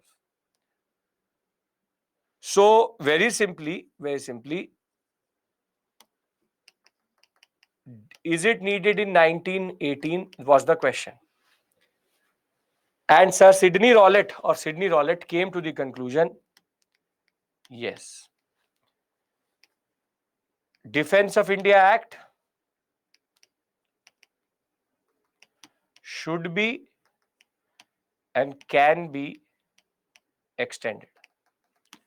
And that is why this act is called Rowlatt Act, because it is based on the recommendations of the Sedition Committee or the recommendation of Rowlatt. That is why it's called the Rowlatt Act. Are we clear with regards to the nomenclature? Why do we call it Rowlatt? Now clear? Very good. So after giving us the lollipop, called the August Declaration, just 6 months before the Montfort. So Montfort basically means Montague Chelmsford reforms. So they've taken Mont from that and Ford from there. That's why it's called Montfort. Before the introduction of the Montfort reforms itself, there will be an act which will be introduced in the Imperial Legislative Council. And that act, the real name of Rowlatt Act is called Anarchical and Revolutionary Crimes Act of 1919. This is nothing but Rowlatt Act in its real true name. And this was based on the Sedition Committee of 1918, under which Sidney Rowlatt had taken a decision that yes, we can extend the Defense of India regulations. So it was about extending the emergency provisions which were already in place since 1915 under First World War. Under First World War. August, don't say August offer. August Declaration is in 1917. This is happening in 1919. So obviously August Declaration is first. But it should be repealed. They should not continue the act. Very good. Sense of justice, Indian sense of justice. But you think, is it in the interest of the British to extend it? Yes or no? You tell me. As of 1919, is it in the interest of the British to do it or not? Obviously, it is in the interest. If the British get something wherein they can actually stifle nationalism and destroy revolutionaries, why will they not use it? Sir Sidney Rowlatt is a man, not a woman. Yes, it's an innocent question that way. Is that why would the British want to extend? Because that is what the British want to do. Now, as soon as this act will be passed in the Imperial Legislative Council, the Indian members who were elected at this point of time, Jinha, Madan Mohan Malviya, Mazul Haq, all will resign in the protest that how can you pass an act like that? But what makes Rowlatt is actually the provisions of the Rowlatt Act. Can we look at the provisions and then assess for ourselves why are people so angry and why Gandhi will choose it as a major mass movement? So before I go into the provisions, we've discussed the Government of India Act 1919. We've discussed the concept of August Declaration. We're now discussing how it was related to the Defense of India Act and what is the concept of Sedition Committee. Are we clear with regards to these 4 points? If we are, then we go into the provisions and then I take you to Rowlatt Satyagraha. Are we clear? Yes? Great. Now, let's look at the provisions. The first provision of Rowlatt Act is that any Indian could be arrested on the charge of sedition, even based on suspicion grounds, without any trial up to 2 years. So basically, the police could come, pick you up, take you to the jail, and they have to answer nobody just because they had a suspicion about anything related to treason or sedition. So very simply, just based on suspicion, any Indian can be arrested and jailed up to 2 years without any trial. Without any trial. There is no trial for this. You can just pick it up. I was saying to a vendor that I hate the British. So the police come, pick me up and take me to jail for 2 years because just on the street, on the chalk, I was saying that I hate the British. That ways, every Indian could get arrested based on this concept that we hate the British, and for them, sedition could be anything. Further, there was no habeas corpus. Show us the body. The concept that the court could say that bring me that person to the court. I will check if his or her detainment is legal. That is not allowed. So you don't even need to be tried against in front of a jury. You should don't need to be tried in front of anybody. You can be imprisoned just on police suspicion. So there is no judge you need to go. If you have to go to a judge, there's a provision for a special court which could be established of 3 high court judges. And as it is, the most dangerous thing is that there is no court of appeal. Once you are sentenced to what we call as arrest or trial or death, anything, by this special court, you cannot move to any other court. There is no appeal with regards to the concept of Rowlatt Act. Further, the evidences which were not permissible under Indian Evidences Act are now also permissible. For example, mostly the testimony of the same person is not accepted under Indian Evidence Act. However, they say if the person agrees that he's done it, he's done it. Any evidence which was previously not allowed is also allowed under Indian Evidence Act. And this is a new concept wherein anything and everything is allowed. Further, you don't even need a warrant to arrest that person. Police got sweeping powers, and the slogan against this act was no appeal, no dalil, no vakil, wherein you cannot appeal, you cannot argue, and you don't have the right to a lawyer also. So Rowlatt in a way is so dangerous. So dalil means argument. This Rowlatt is so dangerous that anybody can be picked up, and you don't need any evidence, any proof, or any reason other than suspicion to arrest that person. When you are arrested, you can be put into jail for 2 years without trial itself. And if you're tried, you can be tried to a special judge of 3. And therefore, if they say you don't have any appeal also. So one random day, if I say something in the public and thereafter I can be prosecuted for it by the British any day. So the concept is very simple. It is one of the most dangerous acts that way. Rowlatt can be used against anybody, everybody that way. So are we clear that the British introduced this act very categorically to stifle Indian independence, Indian nationalism, and it's just the concept of being a hypocrite. The same British which argues rule of law, they have introduced a act which makes no sense itself, and this was justified maybe in the First World War period, not justified at this point of time. Are we clear? Why is Rowlatt considered problematic?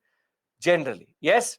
So you have arrest without suspicion, 2 years without trial, no habeas corpus, no appeal.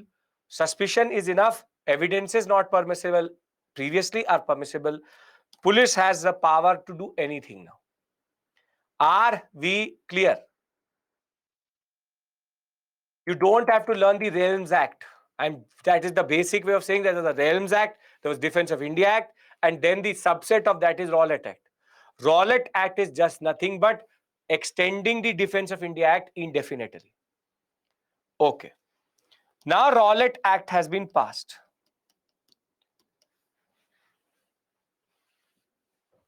How is it problematic for Indian nationalism? You tell me. How is it problematic for Indian nationalism? If you can be arrested without trial, without anything, without on mere suspicion, it's going to encourage Indian nationalism. Yes, it's going to encourage Indian nationalism. If I'm a nationalist who hates the British, this act is very friendly to me. You're saying yes. No. Jyoti, tell me one thing. If I hate the British and I always say that I am going to kill the viceroy. I am going to kill the viceroy. Will you actually kill the viceroy? No. So can you be picked up on mere suspicion? Please understand this 2023 Indian citizen, remove from yourself. There is no way this act is going to help nationalism. Obviously. More than that, it is to stifle nationalism. So very simply, Rowlatt Act was introduced not just to destroy nationalism, but was to generally, in a sense, suffocate nationalism. So please understand this point. Innocence need to remove this basic innocence which you have, that it how does it? If you're asking me how does it destroy nationalism, then you don't understand how police power works. Then you don't understand how this is the British bedrock of destroying nationalism. So you will do protest against the British. What will the British do? Arrest everybody under Rowlatt Act. This protest, fundamental rights, remove from yourself. This is all 2023 democracy put into you. There is no democracy. There is no rule of law. This is British India. So if you are seeing this as this concept of I will protest against this act, you will be picked up under this act only. Rowlatt, do you understand that I can randomly, can the government of India today just barge into your house? You were sitting with your friend, and you randomly started to say that I don't like the government of India. So can in the night the government of India enter your house, pick you up, take you to no trial, put you into jail, not even produce you in front of a magistrate, and then jail you for 2 years for that? Preventive detention today is much different. This is not preventive detention. It is arrest. So please understand this point. Your democratic notions will not work here because there is no democracy. Can I now talk about Gandhi's response? They can shoot. Why not? They will kill you. British doesn't care. What will you do? The British don't care. Now, Rowlatt Act in its principle is a draconian law, is a law which takes a lot out of the basic rule of law. And now Gandhi had been sitting for a year. After succeeding in Ahmedabad, Gandhi was waiting for the right opportunity. Gandhi was waiting for the right opportunity for something which would impact everybody. Now, because Rowlatt Act, the provisions are in such a way that it impacts anybody, everybody in British India, Gandhi called it a Black Act and now wanted to actually introduce sweeping, what we call as nationalistic feeling, so that he can launch himself into the nationalist front. Basically, Champaran, Kheda, Ahmedabad worked, but the problem was that they were localized issues. Till this point, there was no issue which Gandhi could take up and get an all-India response. And the Rowlatt Act's introduction in 1919 itself was very significant in April because, very simply, now Gandhi can use the Rowlatt Act to bring everybody together. And that is what Gandhi does. Gandhi's launch to the nationalist front, to the national all India level, is basically based on the Rowlatt Satyagraha or the Rowlatt Act itself. As soon as the Rowlatt Act will be passed, Gandhi will use this act to thereafter push for the concept of an all India level movement. And that response is called the Rowlatt Satyagraha. I am again repeating myself.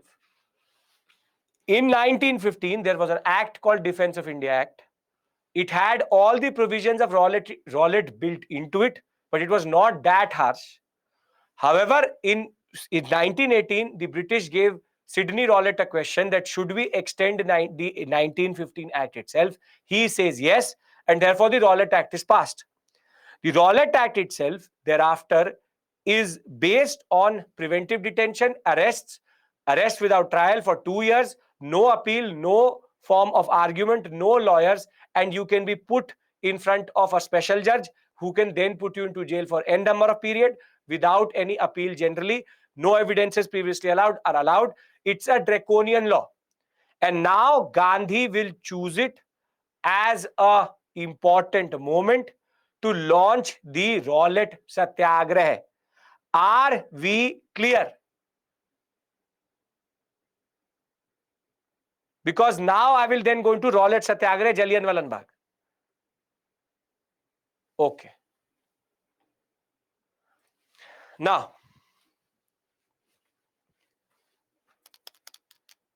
Gandhi had a lot of plans. He will say that the Rowlatt Act is a black act. He argued that the way the government of India is acting is not correct.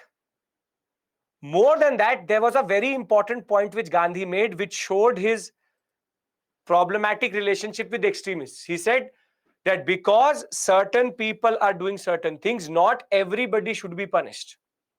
So he was technically arguing about the Ghadar movement and the revolutionaries. So what he will form in response to the Rowlatt Act is called the Satyagraha Sabha, Sarva Dharma Prathana Sabha. So very simply, he is now again giving it a religious understanding so that the British could not use it as a ground. He says that all Sarv Dharma, all religions are now going to pray for Satyagraha. Again, he was not going to do that, but you can see how he's again masking his nationalism. He knew that if he actually went in and said that it is an anti-Rowlatt Act committee, then the British could see that there's a very staunch, what we call as resistance, which is coming through. So he rather calls it Sarv Dharma Prathana Sabha. And what he does is that he actually asks the younger members of the Home Rule League. Now, Home Rule League movement will be destroyed in the same way. That Gandhi will say to the Home Rule League movement members that I am going to now create a certain program. Let us follow that program and we will get this Rowlatt Act repealed. And the program was that on 6th April 1919, we'll go for a nationwide hartal or strike, which will be also followed by fasting, prayer, and smaller laws will be what we call as disobeyed, and we will also court arrest and go to the jail in the name of protesting against the Rowlatt Act. Now, Gandhi's plan seemed very nice. But there's a lot of problem. See, the 6th April Hartal, of 1919, that is going to be a resounding success. Wherein Gandhi himself will fast as a form of self-purification and say that it is a very dark moment in Indian history, that Rowlatt Act has been passed. It is all to basically create pressure on the British. People will fast, people will pray, people will protest in their own ways. Obviously, the British did not care at this point of time, but the problem was that people were not ready to go for this Satyagraha method. So even before 6th April, 4th, 5th April, there was clashes between the British and the Indians. On 6th April also, there were certain places where there was violence which was happening. And Gandhi could see that the people have not fully understood Satyagraha in the larger perspective of what it should be understood. It was about symbolic protest. It was about, for the concept of civil disobedience of smaller laws, it was not about clashing with the police. So Rowlatt Act is considered, please understand this, Rowlatt Act is considered a turning point in Indian history because Rowlatt Act actually launched Gandhi to the National Front. And why Rowlatt Satyagraha and this Hartal is so significant, or this strike is so significant? Because peasants, workers, women, students all came together to protest against it. We had never seen such a response. Indian nationalism had truly become what is called mass nationalism. But as I said, still there is a little bit of learning curve, or some learning which the Indians need to do. But it's an all India level movement, and it is that way very successful. So 6th April is a very significant day. 6th April 1919 is a very significant day because it launched Gandhi to the National Front. For the first time, the British saw in all presidencies everywhere certain type of responses, and the violence was increasing in a way. So Gandhi was equally happy, but was also equally concerned because violence was happening. So do we understand the basic concept that the Hartal itself was very, very successful, but there will be certain concerns which Gandhi will embody vis-a-vis the rising violence. Violence means violence, tod-phod, chaos. So now we need to shift our focus a little bit away towards Amritsar. Can I go to Punjab now? Because now I'm building up to Jallianwala Bagh. Right? Very good. So, as I said, the concept of nationwide Hartal, the masses were directed. So, what was the radical change at this point of time? That very simply, the masses had found a direction. They could act by giving verbal expression to their grievances. The peasants, urban poor, and artisans and workers all increasingly became the part of the struggle. And for the why Gandhi is that he changed the orientation of the Indian national movement towards the masses. And therefore, Gandhi said that the salvation would only come when masses were awakened, and he had done that generally. So the simple point of the matter is that the first day of this all India strike, 6th April, was extremely good. Extremely good. If somebody saw what was happening at that point of time, it did not look like India which was there in 1820s or 30s. Everybody was on the street, very successful. Gandhi had shown his power to the British now, that what he could actually do. This is the point where Rowlatt Satyagraha's story is very rosy, is very, very positive. Now, here on out, I want to go into the way it is going to get withdrawn by 18th April. Can we do that? Yes? Very good. Now, our focus shifts towards Punjab. Now, see, Punjab as a province had a very love-hate relationship with the British. And during the First World War, lot of Punjabis, meaning half to 60% of all recruitment in the British Army, yes, the Hartal is the core of the Rowlatt Satyagraha.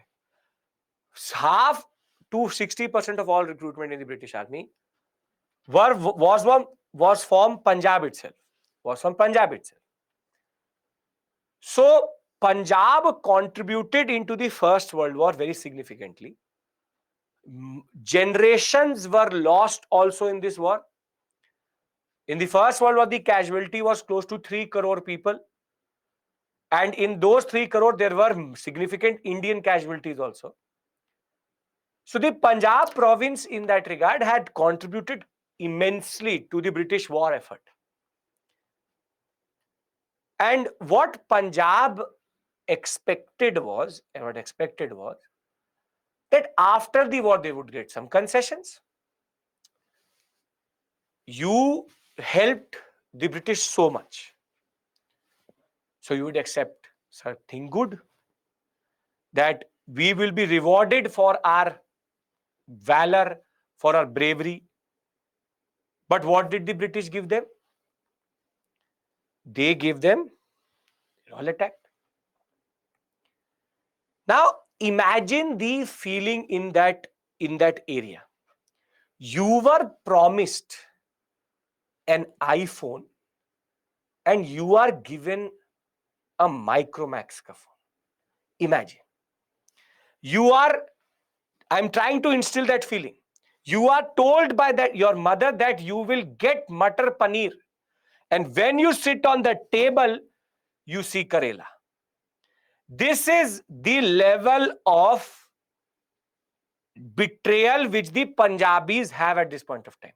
That we contributed month after year after month by sending our men to the war. However, when it came to getting something back, they gave them the Rowlatt Satyagraha. They gave them the Rowlatt Satyagraha, Rowlatt Act itself. So the Punjabis had a very strong feeling of betrayal. That how can you do this to us? Our generations, thousands, lakhs of young men died for you. And now that the war is over, you are extending the axe to take or go after us itself. I am trying to instill this anger in you, because then only you will understand what will happen on 10th April. In India, everywhere violence was happening. It's not that violence was just happening in Punjab. No. Violence was happening everywhere. But Punjab had a certain expectation from the British. And what is going to happen is that the lieutenant governor, under him lieutenant governor, was a person called Michael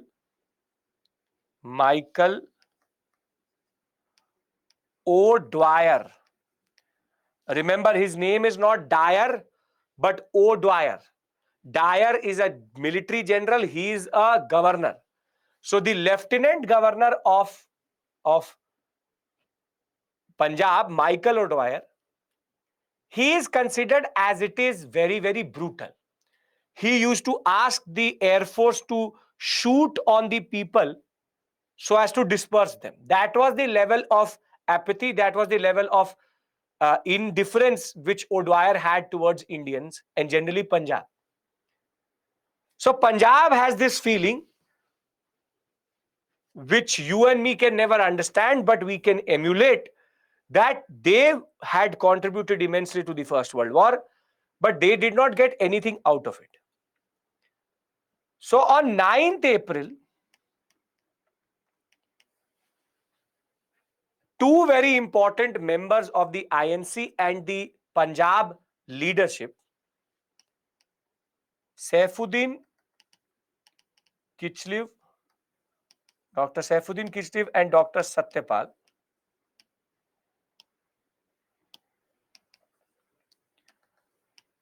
when they were giving a speech vis-a-vis how British rule should end, they will be arrested under Rowlatt Act provisions near Amritsar,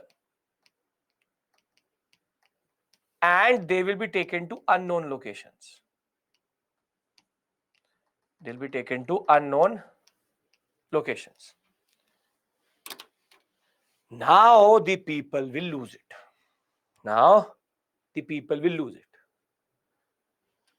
And now the tension starts to rise in Punjab, that first you did not give us a concession, then you have taken two very important leaders of the people to unknown locations, and the same act which was passed has been used to take them to unknown locations and generally arrest them and detain them. So what happens is that on 10th April, everybody is following me till this point, no issues? No issues till this point. Come on.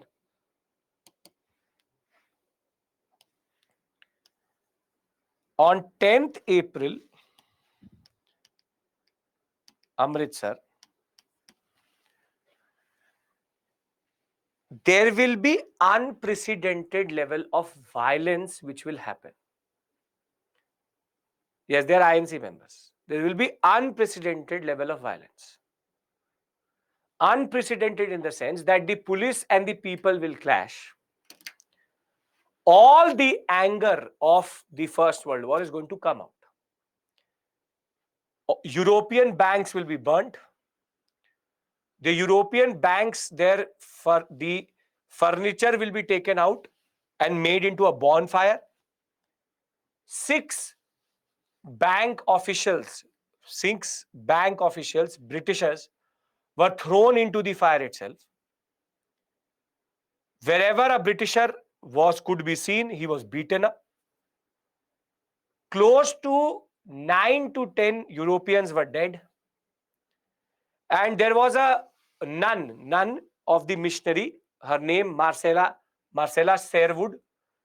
Marcella Sherwood, she was going on her cycle from the nunnery to the church.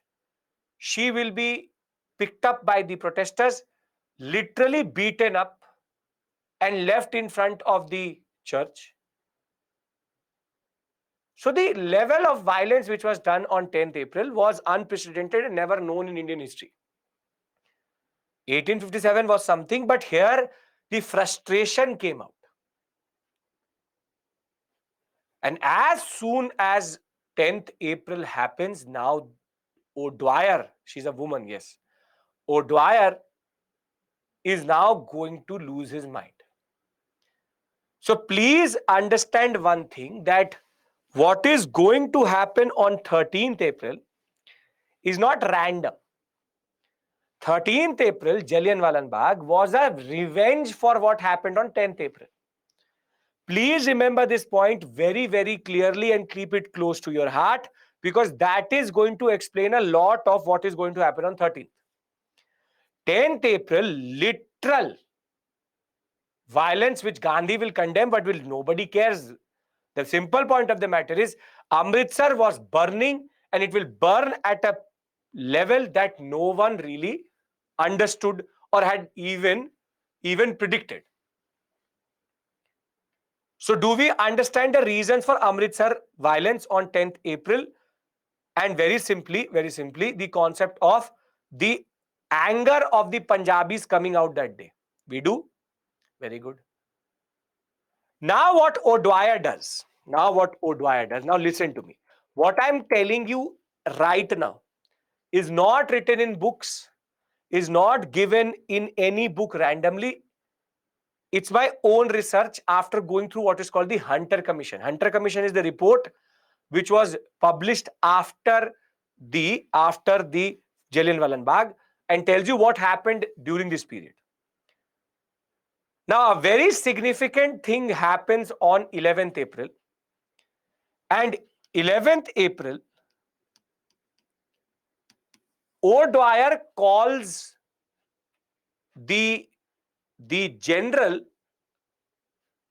technically a brigadier in that regard, Dyer. O'Dwyer is the lieutenant governor. Now, General Dyer is going to be called to Amritsar. And in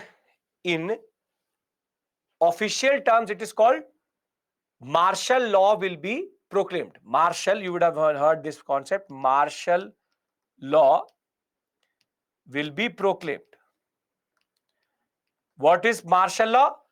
When the civil administration is taken over by military administration, it means that it is martial law. Very simply, an IAS officer, when he is replaced by a captain or a general, it means that martial law has been proclaimed. However, this is the major myth about biggest myth about Jallianwala Bagh. Martial law was actually not proclaimed on 12th or 11th. According to British procedural proceedings, or what is called British procedure, martial law should only be given or should only be proclaimed in writing. That you write it down, that, and even today the magistrate will say that as of right now I recuse my power and give it to the military general. Martial law has been proclaimed. But ironically, from 11th to 13th April, there was no martial law. But the British would claim that there was martial law. Martial law means when the military capture power from the civil administration. You have the district magistrate, police, all are gone, and you now have military rule in that regard. Now, in a way, military rule can justify a lot of actions. But what Dyer did, therefore, on 13th April was not legal. So now Dyer's main thing, what is defined martial law? Martial law is when military takes over civil administration. Civil administration means magistrate, district magistrate, IS officers are gone and military officials are there. Are we clear with regards to what is martial law? Yes? Okay. No, that Myanmar is a military coup that is capturing power with the government. This is done at district level. So today, if there's a lot of disturbance in an area, martial law can be proclaimed till today, wherein the government, the British civil administration is removed and the military comes and rules and basically brings everything into picture. So don't give me countries as example, because that is military rule vis-a-vis military coup. That's a separate issue altogether. Munna, nobody is going to ask you this story. So you don't have to write anything in the examination. Understand what you have to understand first. So there is a transfer of power from the civil administration to the military action or military administration itself. But it was all verbal. It was all verbal. Verbal communication was there. And under Indian procedure, under Indian administration, verbal is not allowed. So for 2 days, the British would argue that there was martial law, but there was no proclamation of martial law. Now, very simply, Dyer, when he is in Amritsar, his only task is to take revenge from the Indians for 10th April.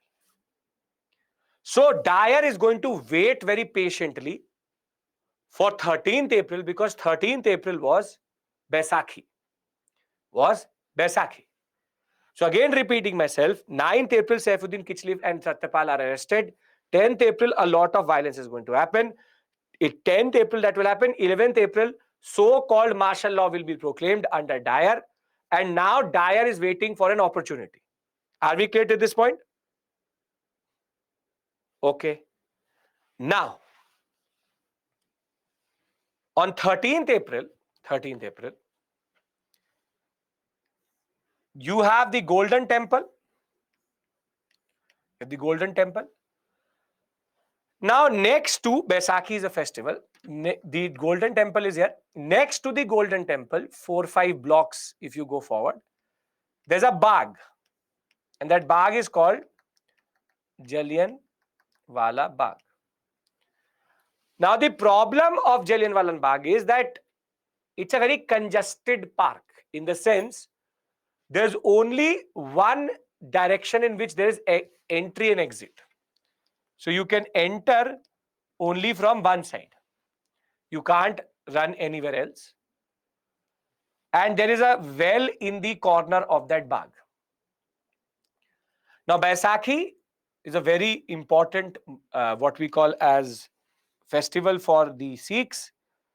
And on Baisakhi, what happens is, Bagh means garden. So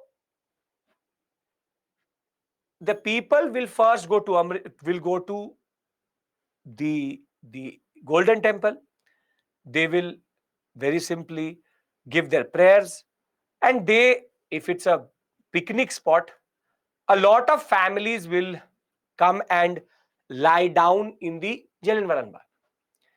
Very simply, the crowd, which is estimated to be between 5 to 10,000, no specific data, was all non-political crowd. These were people who actually had no idea what had happened on 10th April. They were there just to rest as a form of congregation, having their lunch. So it's a festive moment. It's a festive moment, and they're celebrating their festival in Jallianwala Bagh. Now, at the corner of the Jallianwala Bagh, there was a small meeting which was happening of the Punjab Congress over what should be the course of action now that Saifuddin Kichlev and Dr. Satyapal are gone. So 99% of the crowd in this Bagh was actually non-political crowd, had nothing to do with politics. Now, Dyer gets to know about this. Dyer gets to know about this concept. So, under martial law, there's a rule that not more than 4 to 5 people can congregate.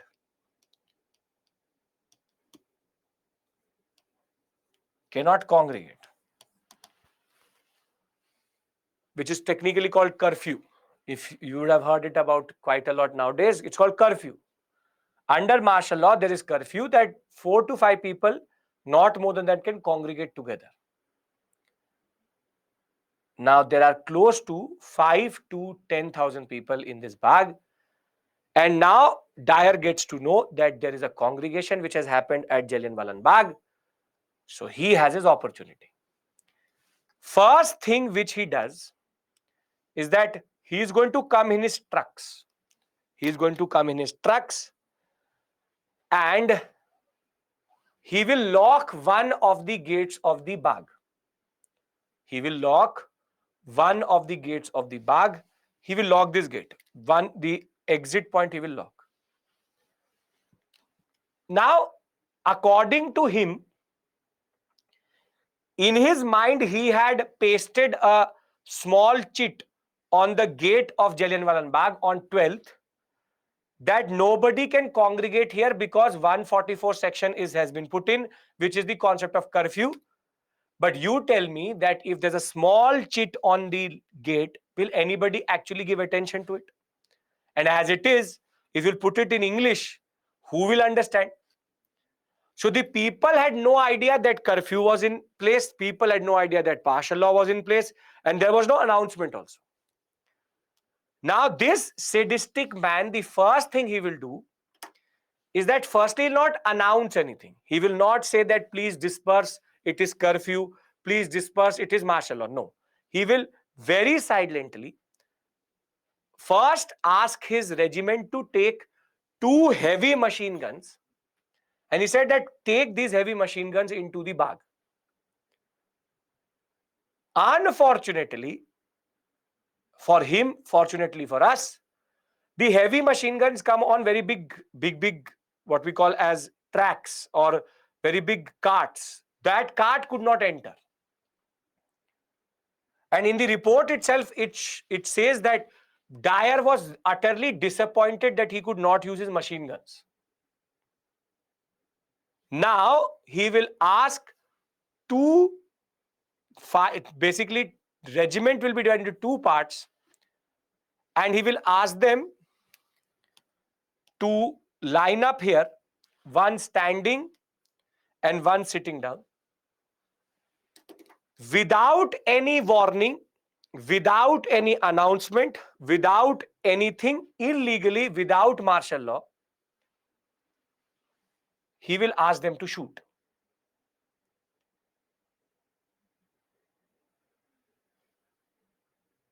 1,650 rounds. 1,650 rounds were fired by the men. Machine guns were not used. The people had no idea what was happening. Some of them, or most of them, threw themselves into the well in which they drowned. The ones who were in the front died, and all the troops were Indian. That is the irony of this story. That an Indian was shooting an Indian on an order of a Britisher. This is why colonialism captures the mind. We don't have the exact estimate of how many people died. We don't have the exact estimation of how many people were injured. But the official report says that 1650 rounds were fired for sure. There will be multiple deaths. While the British would say 200 to 300 people died, 1500 injured, the Congress will form its own committee. It will argue that it is going to be 1500 injured, 1000 dead. But a rough estimate, if you go with it, was close to 3000 to 4000 people dead. The British had now shown their real color. The British had now shown what they really were. This moment will be considered the darkest moment of Indian colonialism, because this was not something which was expected from the British, but in a way it was also expected. Approximately 500 to 1000 official estimation, 2 to 3000. That's not the point here. The only thing which is certain is 1650 rounds. One man, very young boy, who had actually got shot in his leg, named Udham Singh, was also there in the Bagh. He will see his family die in this massacre, the Jallianwala Bagh massacre, and he will later take revenge for what happened by killing Michael O'Dwyer in London. Dyer died a natural death because of disease, but O'Dwyer was still alive, and Udham Singh is going to kill O'Dwyer. But what the real audacity of the British was that after this incident, it's not that the repression stopped. On 14th April, the place where Marcella Sherwood had actually been beaten up, Indians were asked to crawl on their bellies so as to show that they were sorry for that. Amritsar will see unprecedented level of violence. Punjab will start to burn. The British will literally make Punjabis pay for what had happened on 10th April. Further, Gandhi will be in shock. India will be in shock. Gandhi will withdraw the Rowlatt Satyagraha on 18th April itself. He will give up his title, Kaisar-e-Hind, which was given to him. Rabindranath Tagore will give up back his titles, his knighthood. And now, in a way, the British agenda was very clear and was in front of everybody. That they were not here to rule by consent or to give you self-government, they were here to rule by power. And this is a very important lesson for Gandhi, because Gandhi could see that what the British could actually do. And please understand this now very, very well. Gandhi, anytime violence used to happen from the Indians, he used to literally fear what the British are going to do again. Please understand this point very, very clearly, because people say that Gandhi was ready to take a truce, or he was a coward who actually used to take back movements.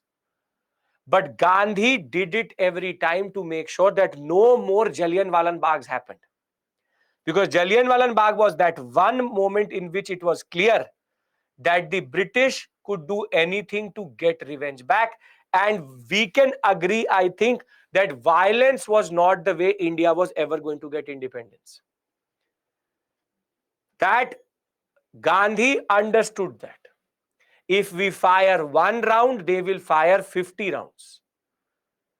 So, if you have ever been told that these are moments of weakness for Gandhi, it is not a moment of weakness. It is a moment of strategic retreat, because he knew that British had the ammunition and had the power to kill each and every Indian. So Jallianwala Bagh is that moment in which British agenda was very clear. More than that, when the Hunter Commission will be appointed to check, Hunter Commission will rather say that yes, Dyer did a wrong thing, he will be court-martialed, but he will not be jailed. He will be acquitted because he was acting in his own power. Within the Hunter Commission, there are basically two reports, because there were 3 Indians and 5 Britishers in that committee. The 3 Indians actually give you the real picture of what happened. The 5 will acquit Dyer. In Britain, the House of Lords, people will raise money so as to support Dyer, because Dyer had lost his job. The British attitude towards Jallianwala Bagh massacre only showed the real picture of their existence in India. So one thing should be very clear by this point of time: this is not democracy.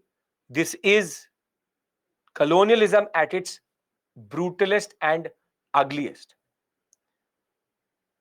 So one point you need to understand is that the concept of violence for Gandhi was very, very dangerous. And I will, by the end of this class, also discuss another moment where Gandhi will retreat in order to avoid another Jallianwala Bagh. So, are we clear with regards to the story of how Jallianwala Bagh happened? How is it linked to 10th April? How is it linked to the Punjab wrongs, the Punjab anger, and the British response to it? Yes. Remember one thing, they will retrospectively put in the martial law, so no explanation is actually justifiable. And the British still have the audacity to not apologize for this incident till today. Till today, there has been no formal apology from the British that yes, we did wrong at Jallianwala Bagh. While Trudeau was quick to say that Komagata Maro was something where the Canadian authorities did wrong, the British till today will not agree that Jallianwala Bagh was their fault. So this is the story. It's a story, and don't think that Rishi Sunak is going to change anything. Okay. Now, before 6th, now I'm just going to bring this story till the point we need transition to non-cooperation. I hope you understand the importance of Rowlatt, understand generally the concept of Jallianwala Bagh, withdrawal on 18th April 1990.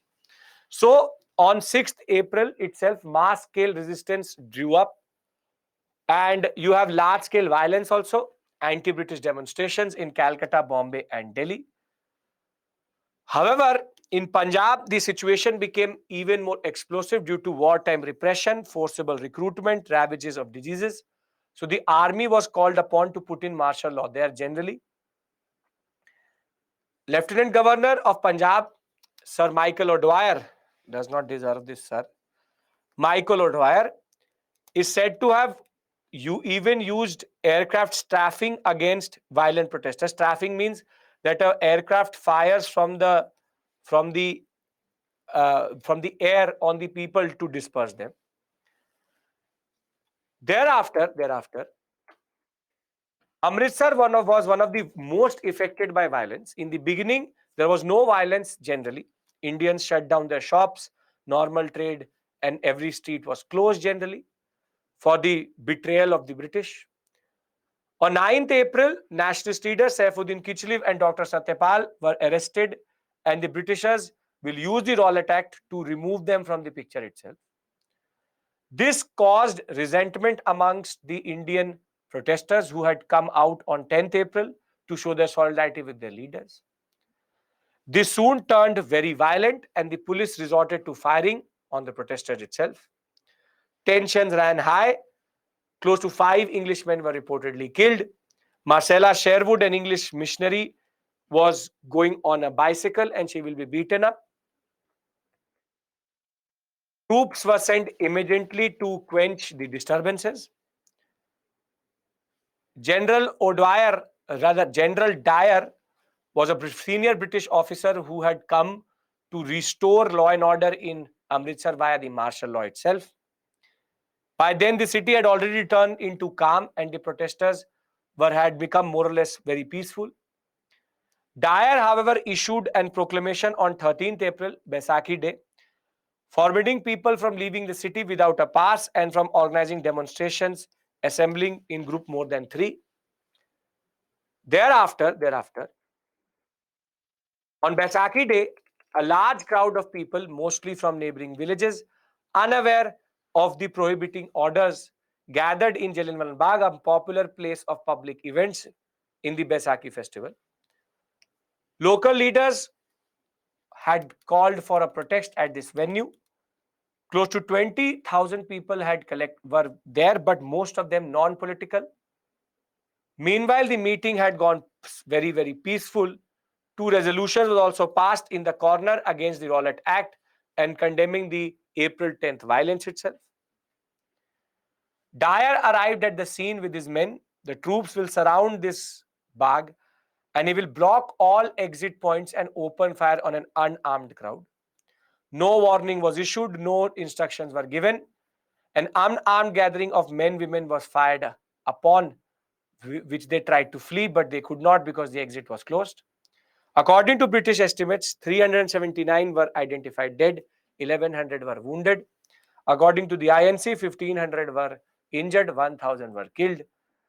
But one thing is very clear that 1,650 rounds were fired, and this showed the uncivilized brutality of the British. Martial law was then proclaimed in Punjab.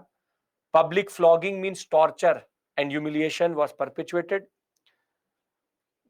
Indians were forced to crawl on their bellies down the road where Marcella Sherwood had been assaulted. The entire nation was stunned. Rabindranath Tagore gave up his knighthood. Gandhi gave up his title of Kaisar-e-Hind.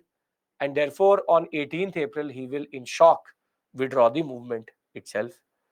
The British will do this drama called the Hunter Commission. Montagu is going to order an investigation. Hunter was the chairman with 3 Indian members also. They all condemned the actions of Dyer, but the commission was just an eyewash. In the House of Lords, Dyer's action was justified. People were even giving money to the Morning Post, a newspaper, to help Dyer survive his lost job. And one of the famous contributors to that fund was Rudyard Kipling. Hunter Commission did not impose any penal or disciplinary action, but he was just asked to leave his job. He was fired from his job. The Congress will then appoint their own committee under, remember this please, Motilal Nehru, C.R. Das, Abbas Taibji, M.R. Jaikar and Gandhi. They will go to this incident. They will criticize Dyer's action as inhumane, and they will also say there was no justification for introduction of martial law in Punjab. And therefore, the only way we will get justice is in 1940, when at the Carlston Hall in London, Udham Singh, who had witnessed these events first-handed, was wounded, will kill O'Dwyer, the lieutenant governor. Dyer had already died in 1927. Udham Singh bore the name Ram Mohan Singh Azad, which I will discuss with you because communism was at the topmost point at this point of time. At 31st July 1940, Udham Singh will be martyred, and in 52, he will be given a very important title, Shaheed Udham Singh, and we honor him today as the only person who actually got justice for this event. Done, everybody? Dyer, he had, I think, TB. TB he had. He should have had cancer, but he had TB, unfortunately. Okay. Are we clear with regards to Rowlatt Satyagraha? Yes? Okay. Jinnah is not in the picture here. Don't give Jinnah so much importance. Dyer and O'Dwyer are different. Dyer spelling is this. O'Dwyer is this. He is the general, he is the lieutenant governor. Right. Okay. Perfect. So, we now move, Chelmsford is the viceroy. Now move to the non-cooperation movement. This is the last discussion we have. The non-cooperation movement is much more simpler and straightforward. So if I have your permission, I would like to give you the larger picture of non-cooperation and then we can go into the PPT. Can we do that? The same way we did for Satyagraha, for Rowlatt Satyagraha. This is, I hope that this is working for you. This is going to be the standard concept. I will give you the whole movement in verbal. We'll try to understand it and then we'll go into the nitty-gritty of it, which is to go and put in details, because non-cooperation, there is too much detail which you can't write into the examination. Rather, you need to understand the basic story, right? So I'll now talk about non-cooperation. So when we talk about non-cooperation is the second timeline, if you remember. We have finally completed the first timeline, which is to reach till 18th April. Our story, if you remember, started here, and we have now completed the above timeline, Rowlatt Satyagraha. We now need to go into the lower timeline, which is the NCM timeline, this one. So let's try to add the basic details into this basic timeline. Okay. Now the First World War is over. First World War is over. The First World War ends with the British, the French,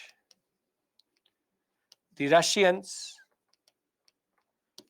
and the Americans winning over Germany, Austria, and the Ottomans. Ottomans basically are modern day Turkey. Modern day Turkey. Now, the war ends in 1918. So in 1919, there's a treaty which is signed, which is considered the worst treaty of the world, which is called the Treaty of Versailles. And this is only signed between Germany, Austria, and the victors. And we'll talk about the Treaty of Versailles when we'll talk about the world history. That's a separate story altogether. Considered the worst because of the fact that it is going to create the context for rise of Hitler and thereafter the Second World War itself. Britain and France were too brutal on Germany, which is going to humiliate Germany beyond a point itself. And therefore, Germans always wanted to take revenge. And the British and French are very good in doing this generally. But our attention is more towards the Ottomans. If when we'll do medieval India, I'll tell you that there are three dynasties which emerged together. The Mughals in India, the Safavids in the Iran sector, and the Ottomans in modern day Turkey. Now, Ottomans are a very important Islamic political dynasty or political structure because their leader or king is called a khalifa or a caliph, same thing. In Islam, khalifa or caliph is both the political and the religious leader of all Muslims. If you remember, these are the same Ottomans who had blocked the route and the need for Vasco da Gama to come via the sea route. Yes, this is where we started. If you remember, our story started with the blocking of the land route to India because of the Ottomans. Yes, so in a way we've come full circle. Now the point is that caliphate is the area which the Khalifa rules. Khalifa is the person. Caliphate means the area of the Khalifa. Sultan, Sultanate, that way. Sultan's area is called Sultanate. So Khalifa's area is called Caliphate. That does not matter to you. Now, the Ottomans have lost. Now the British are involved. And the British want to humiliate the Khalifa.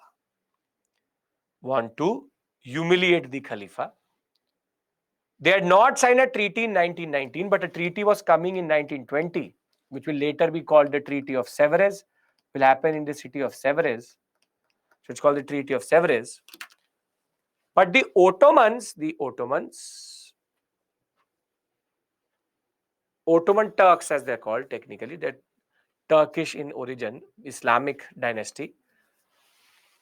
Now basically the British, the Khalifa is in their hand because the British can do anything to the Khalifa. So if you are a Muslim all across the world, would you be thrilled that the most important leader of your religion is now at the mercy of the British? No, obviously no. Most revered, most respected leader is now under the mercy of the British. So in response to this, in 1919, 1920, there emerges across the world what is called the Khilafat movement. But we are not world, we are talking about India. It's called the Khilafat movement. Now please understand this. The word Khalifa is used to make the word Khilafat. So the Khilafat movement in India is basically started by two very important brothers, Shaukat and Muhammad Ali. The Ali brothers basically were the ones who started a movement in India to create pressure on the British to respectfully treat the Khalifa and not be too severe on him. So this movement starts independent of the Indian national movement and starts within the Muslim community of India. And by this point of time, Muslim leadership had also changed, that Aligarh school loyalist Muslims were gone. That we are going to appease with the British, we are going to appease the British. No, these are the Muslims who want to take the British at task. So the Muslim community had also gone from moderates to extremists. Now, the Khilafat movement is something which links Indian struggle with all across the world. But in India, all Muslims came together under this basic idea that the Khalifa should be respected. Khalifa should not be disrespected by the Treaty of Sevres or whatever treaty is happening. We need to protect this Khalifa. Now, here is Gandhi sitting in the Sabarmati ashram, still in shock of the Jallianwala Bagh, and he gets an idea. Gandhi was cognizant or knew about the concept of separate electorates. And he knew that the British were following a proper policy of divide and rule. So now Gandhi says that this is one movement which links all Muslims in India. So if I can somehow bring the Khilafat movement together with the INC, we can launch a much bigger movement. And herein lies the master stroke of Gandhi. Gandhi says that there are issues. Punjab was wronged. So the Punjab wrongs have been something which impacted us. And they are doing the same to the Khalifa. The All India Khilafat Committee, when it will meet, Gandhi was one of the president. Gandhi will very actively get involved with the Khilafat movement generally because he saw an opportunity in this movement. And even before the non-cooperation movement will start, the Khilafat movement will introduce the new concept, which is the concept of boycott of all institutions. We have previously seen that boycott was something which was used for goods and institutions. In which movement? Where was this previously used? Very good, Swadeshi. But Swadeshi was limited and Swadeshi was more about goods. Here it was about boycott, school, college, church, anything, everything. Now Gandhi takes this concept of Khilafat and wants the INC to appropriate it or get associated with it. So before I talk about the second part of the story, we are clear that what is Khilafat movement, we are clear who is the Khalifa, and we understand the fear of the Khilafat movement, that they don't want the Khalifa to be disrespected by the British. Are we understanding this point? We are? Very good. Now, the INC, Gandhi is creating pressure on the INC that you should align yourself with the Khilafat movement.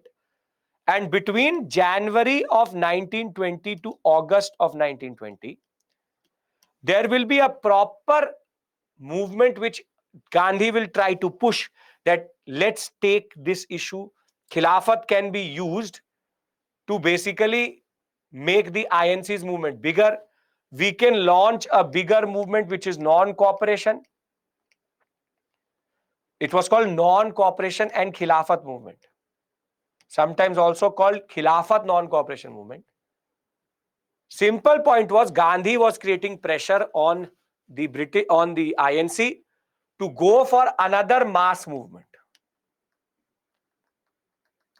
But the problem was that INC was not very keen. And there are two reasons for that. One of the boycott was also of Legislative Council and Provincial Legislative Council. Now, people like Motilal Nehru would see that somehow I got elected, we had to fight an election, then I became a part of the Legislative Council. Now you're asking me to boycott the Legislative Council, which is to resign. So there's a certain sense of inertia. It is called certain sense of hesitation. If you put in the effort, finally I've become a part of the Legislative Council. Now you're asking me to resign. But the most ardent and most biggest critique against the INC joining the Khilafat was actually Bal Gangadhar Tilak. Tilak was very clear. Tilak said that INC should not appropriate or should not get aligned with Khilafat because Khilafat is a proper religious movement. It is a religious issue and the INC is not a religious body. And Gandhi will insist that it is not a religious movement, it's a political movement. And it's a very good moment for Hindus and Muslims to come together. It's about Hindu-Muslim unity. Gandhi sees an opportunity to reduce the communalism in India. He tries to bring in the two biggest communities together. He knew that only when Hindus and Muslims come together, then only British can be removed. So for him, it was a moment of unity. Now, till Tilak will be alive, Khilafat will not actually be ever taken by the INC. However, it is historical coincidence that on 31st August 1920, Bal Gangadhar Tilak will take his last breath with a natural death. Natural death was there, no nothing malified or anything. And on 31st August 1920, he will die. And as soon as he will die, in September of 1920, a special session will be kept at Calcutta, in which the INC will informally say that yes, we appropriate the Khilafat issue, Hindu-Muslim unity should go forward, and the Khilafat program and the non-cooperation program has been adopted. And then in December of 1920, at the Nagpur session, which was the proper session, the non-cooperation movement was launched. The non-cooperation movement was launched.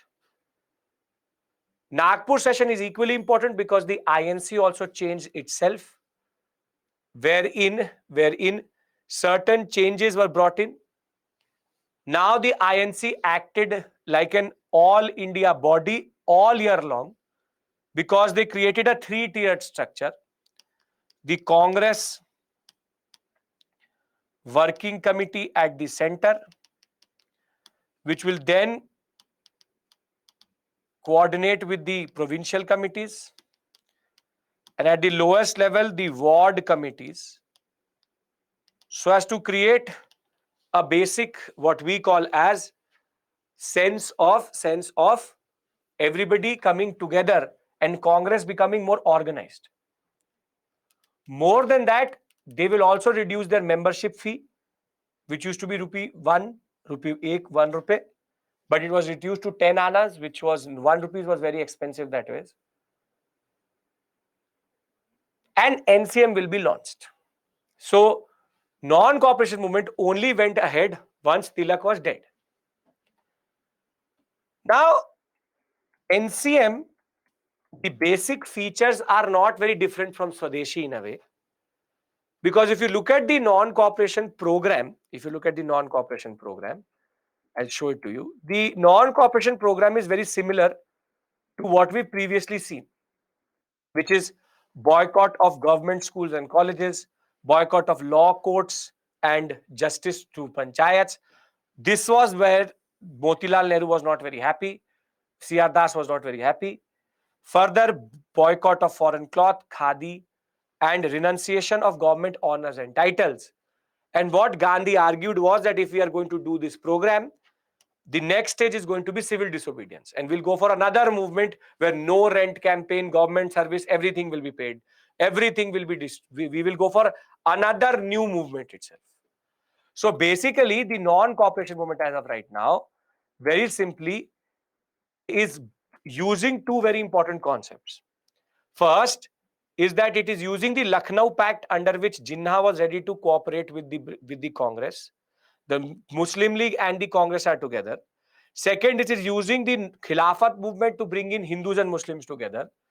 And third, it is using the boycott program to go for a national movement itself. Are we clear with regards to what is non-cooperation? Because I'll add the details later. What matters to me is how it will end, because it's a very important moment. Are we clear with regards to this? Basic idea is there. Non-cooperation, Khilafat issue, and thereafter the concept of how, very simply, non-cooperation movement works. But now what happens is that in 1920 they launch it. 1921 came, but Swaraj did not come. 1921 end came. Again, the British were not budging in. More than that, the Treaty of Sevres had already taken a lot of things away from the Khalifa. So the Khilafat issue did not do anything also. So in a way, the non-cooperation movement was not working. Though there was a lot of Hindu-Muslim unity, very beautiful expressions of Hindu-Muslim unity. But by 1922, people were becoming restless. You started Rowlatt Jallianwala Bagh ended it. Now for 2 years we have been fighting, boycotting. Now what? This is called overheating of a movement. Overheating of a movement. The movement now started to overheat. So people were now starting to lose patience. So what is going to happen is that in a very small town in UP, United Provinces, there was a place called Chauri Chaura, not Chori Chori, not Chori Chori, Chauri Chaura. Chauri Chaura. At Chauri Chaura, what happens is that there are close to 26 policemen who were managing a protest, and there were people protesting against the British generally, and the police will fire on the people to disperse them. One person will be killed, and now the frustration of the NCM not working is going to come out. And what will happen is that the people will start to run after the police. The police will go and retreat back to their police station. The people will very simply lock the gate, put petrol, and burn the police station. This is called the Chauri Chaura incident, where 22 to 26 policemen were burnt alive by a protesting crowd. Now Gandhi will get to know about Chauri Chaura, and he will, as it is, he will get to know about Chauri Chaura. He will stop the movement. As it is, Gandhi was looking for non-cooperation. He was looking for a truce. Non-cooperation wasn't working. But as soon as Chauri Chaura will happen, Gandhi will stop the movement. He will withdraw the non-cooperation movement. Now you tell me, why did he do it? He did it because now Gandhi knew that if I don't withdraw the movement itself, the second Jallianwala Bagh is going to happen in Chauri Chaura. So he wanted to avoid another Jallianwala Bagh, and everybody will be in shock. Nehru will say that Gandhi's lost his mind. Subhash Chandra Bose will say that why are we stopping the whole movement because some farmers, some peasants got into a clash. People will be in shock. People will be disillusioned. People will say, what is the point of this movement when every time it goes to a certain level, you withdraw it? But Gandhi was very clear. I can't let this movement go forward, because if the British will retaliate, they will retaliate with even more death. So Chauri Chaura is mostly seen as a moment of weakness of Gandhi, but rather it was much bigger. He wanted to avoid another major Jallianwala Bagh type incident. It was a strategic retreat. As it is, NCM was not working, and therefore he will withdraw the movement itself. And more than that, Gandhi will be arrested also. It will be believed that Chauri Chaura happened in the British eyes. Gandhi will be given 6 years in imprisonment, and he will just take the blame and say, okay, arrest me. I am the one who enticed the Chauri Chaura peasants. So Chauri Chaura is a major moment of disillusionment for everybody. However, all are British officers. However, the point was that it's not a moment of weakness. Gandhi saw what happened in Amritsar for 5 people. These were 26 to 22 policemen. So the non-cooperation movement ended in the most dramatic way possible. With Chauri Chaura happening, Gandhi takes his truce and stops the movement. But more than that, he wants to avoid another Jallianwala Bagh. So when we talk about non-cooperation is more about Khilafat, non-cooperation, Tilak, then getting appropriated within the INC. But what is more significant is how it stopped. So very simply, Chauri Chaura is considered a break point for Indian nationalism, because How would Chauri Chora lead to another Jallianwala Bagh? Akshay, you tell me one thing. 5 people were killed and 1 nun was beaten up. 1,500 people were shot by the British. You think that if Chauri Chora, thereafter NCM would go forward, what would the British do? The British would take revenge. So they would again take revenge in the most ruthless fashion possible. People were ready to see, people allowed Gandhi to get arrested because people for one moment stopped believing in Gandhi. They said, this, he's lost his mind. Let him go to jail. In that moment, non-cooperation after, and why was non-cooperation not working? Kiru, you tell me. In 1922, were the British in a mood to give up India? This movement was never going to go anywhere. As it is, the Khilafat issue is going to very simply fizz out by 1922. Because Turkey is going to become a secular state, Khalifa will be abolished by them only. Simple point is, by 1922, Khilafat issue was also wavering. Because the Khilafat issue was wavering because the Turkish population itself under Kamal Pasha are going to say, we abolish Khalifa. Will the British abolish? We abolish the Khalifa. And Turkey emerges as a secular state itself. So, very simply, there was no way this movement was actually ever going to go anywhere. People were still ready to fight the British. Even if 1,000 people more died, people would fight. But Gandhi knew that the British would not stop at just killing people.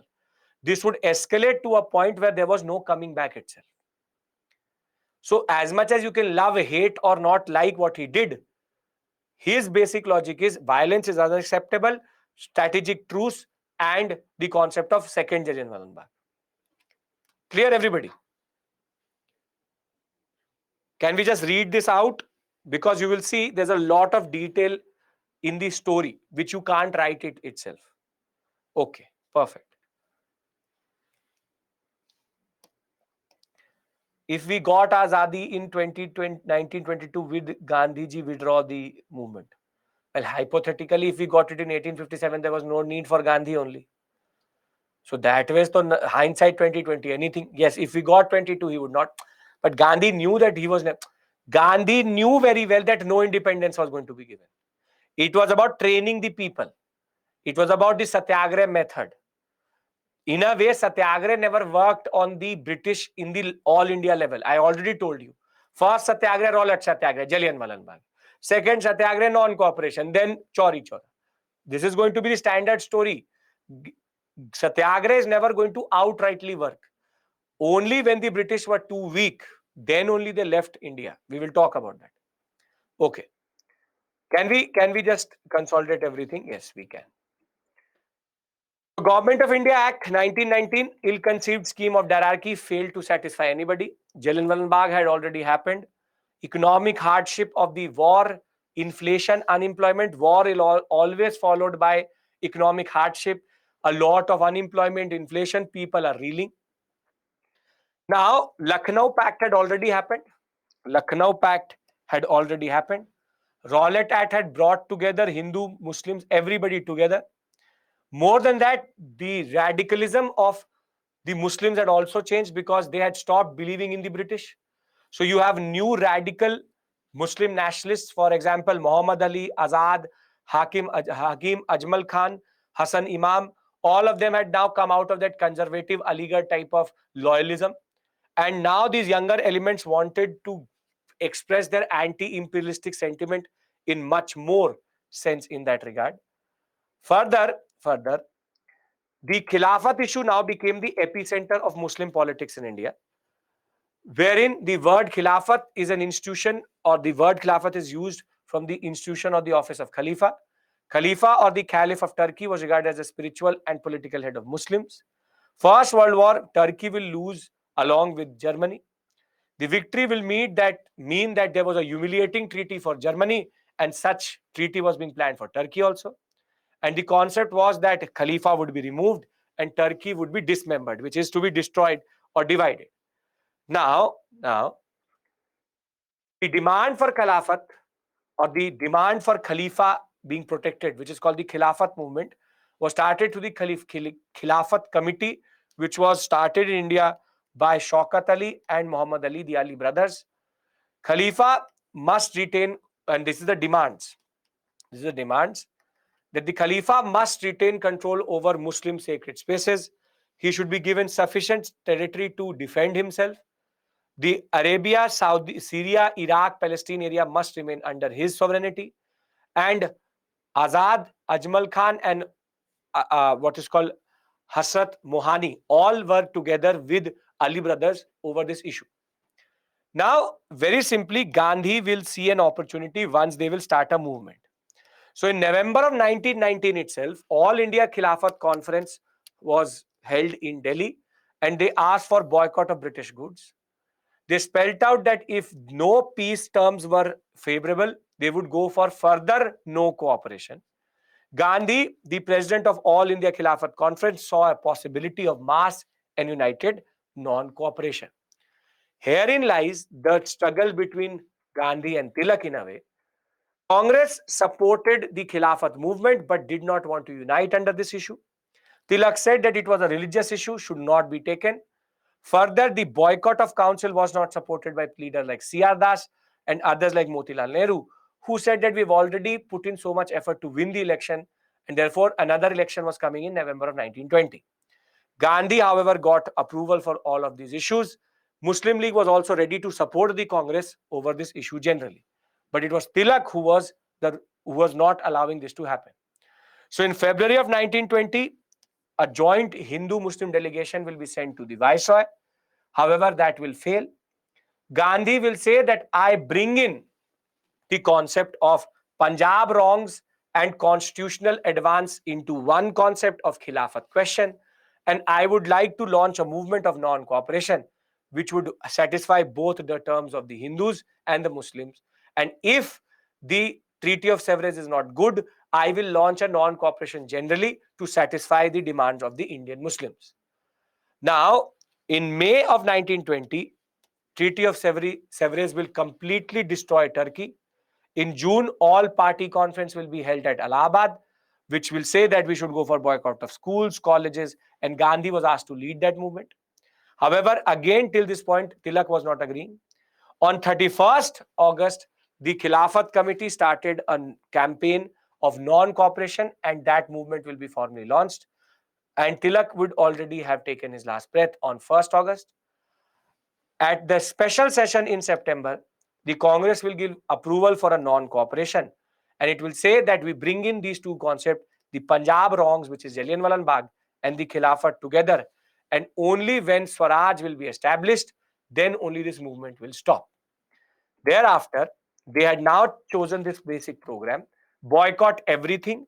Then the second stage of the movement would be that they will go for mass civil disobedience, and the participants will look for and work for Hindu-Muslim unity, removing untouchability, and remain non-violent. So till this point, I hope everybody is with me. I'm just repeating the story now out of the PPT. There's nothing new. I'm giving you the basic details now. I hope everybody is following me. This is the basic pattern we follow. Basic story, then the PPT itself. Okay, great.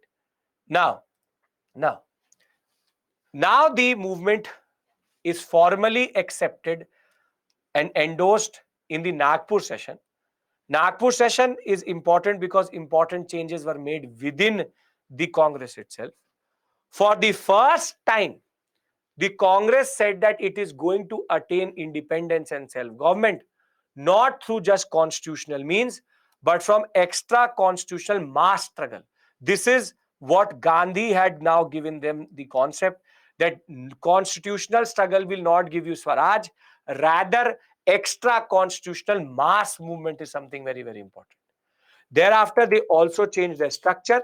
The Congress Working Committee, the Provincial Working Committee, the Ward Committees are going to now allow entry fees of only 4 annas.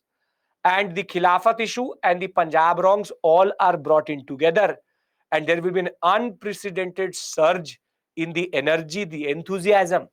And 1921 and 22, there will be a major fervor.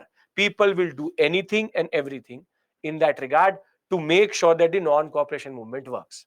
So the manifestations of this you can see here. Please don't learn all of this. Don't have to learn. Do not learn.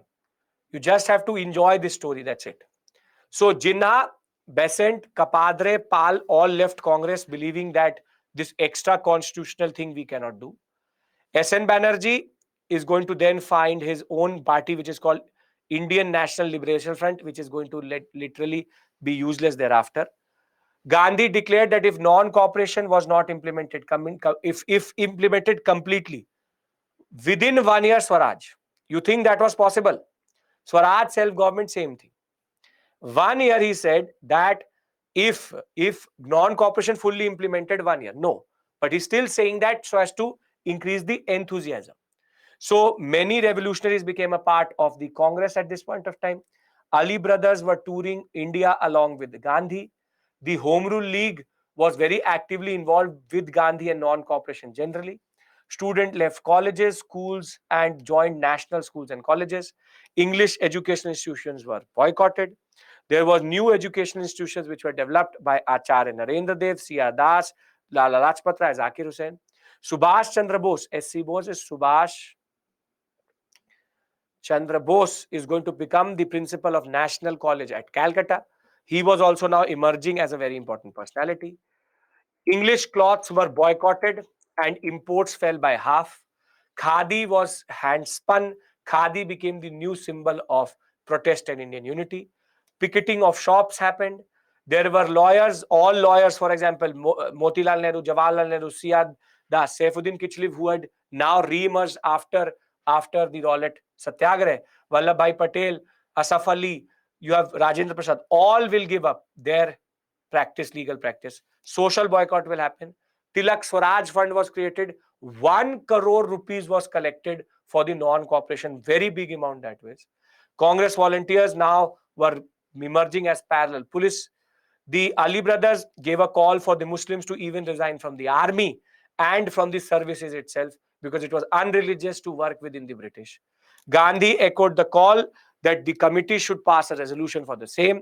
The Congress gave the call that all local Congress bodies should go for civil disobedience as much as possible. So you can see that in the first 2 years, 21 and 22, the power of this movement is very high. Enthusiasm is very, very high. However, things will now start to go south by the time we come to late 2022, 2022. So you have no tax campaign in Midnapur and Guntur. In Assam, the Assam Bengal Railway, there will be a strike which will be organized by J.M. Sengupta. In November of 1921, when the Prince of Wales is going to come to India, his car will be chastened by Indians. Will be technically his procession was hijacked by Indians, and he had to run away literally out of Bombay. There will be also Awadh Kisan movement, Eka movement, Mapila revolt, Sikh agitation. All across India, the British could see that Indian nationalism had matured and become better. And even the viceroy now reading tried to break the unity of Gandhi and Ali brothers by saying that, see, Ali brothers are saying for violence. You are Gandhi, say that don't do violence. But Gandhi said that I don't care what they're saying. I will not let you wedge a gap between the Khilafat issue and the Khilafat leaders and me. So very simply, Gandhi will later be arrested on the concept that you are enticing violence. But more than that, banning of the press, gagging of the press. Now the British will go for proper repression. Now the repression will come, wherein they will start to say, okay, you are not ready to cooperate, we will go for repression. And that repression is going to culminate in Chauri Chaura. A mob of peasants, Khilafat agitators, burnt 22 policemen alive after a lathi charge, which had gone wrong on 5th February 1922. Thereafter, the Congress was ready to launch the no tax movement and was getting ready to go for a much bigger movement by 12th February. However, Gandhi will call off the movement. Many nationalists will believe that it was not stopped at the wrong moment itself, when the movement was actually going into a new phase itself. C.R. Das, Motilal Nehru, Subhash Chandra Bose, Jawaharlal Nehru all express bewilderment at Gandhi's decision. C.R. Das and Motilal Nehru will even say that this makes no sense over what Gandhi has done. Subhash Chandra Bose will say that it is a national calamity. Jawaharlal Nehru will say that it should not be suspended over just poor peasants misbehaving. Simple point of the matter was non-cooperation was now taken back and our second mass movement was over. Now, tell me one thing. After going through all of this, can you write all of this in 250 words? R. Prasad is Rajendra Prasad. So, do you actually get the point that why I don't give heed to this story? Understand one thing. The whole story cannot be written in 250 words. That is why I give you a basic gist and then add the details. 250 words, if you start to write Rajendra Prasad did this, Nehru did this. If you're still believing, you can try to write it.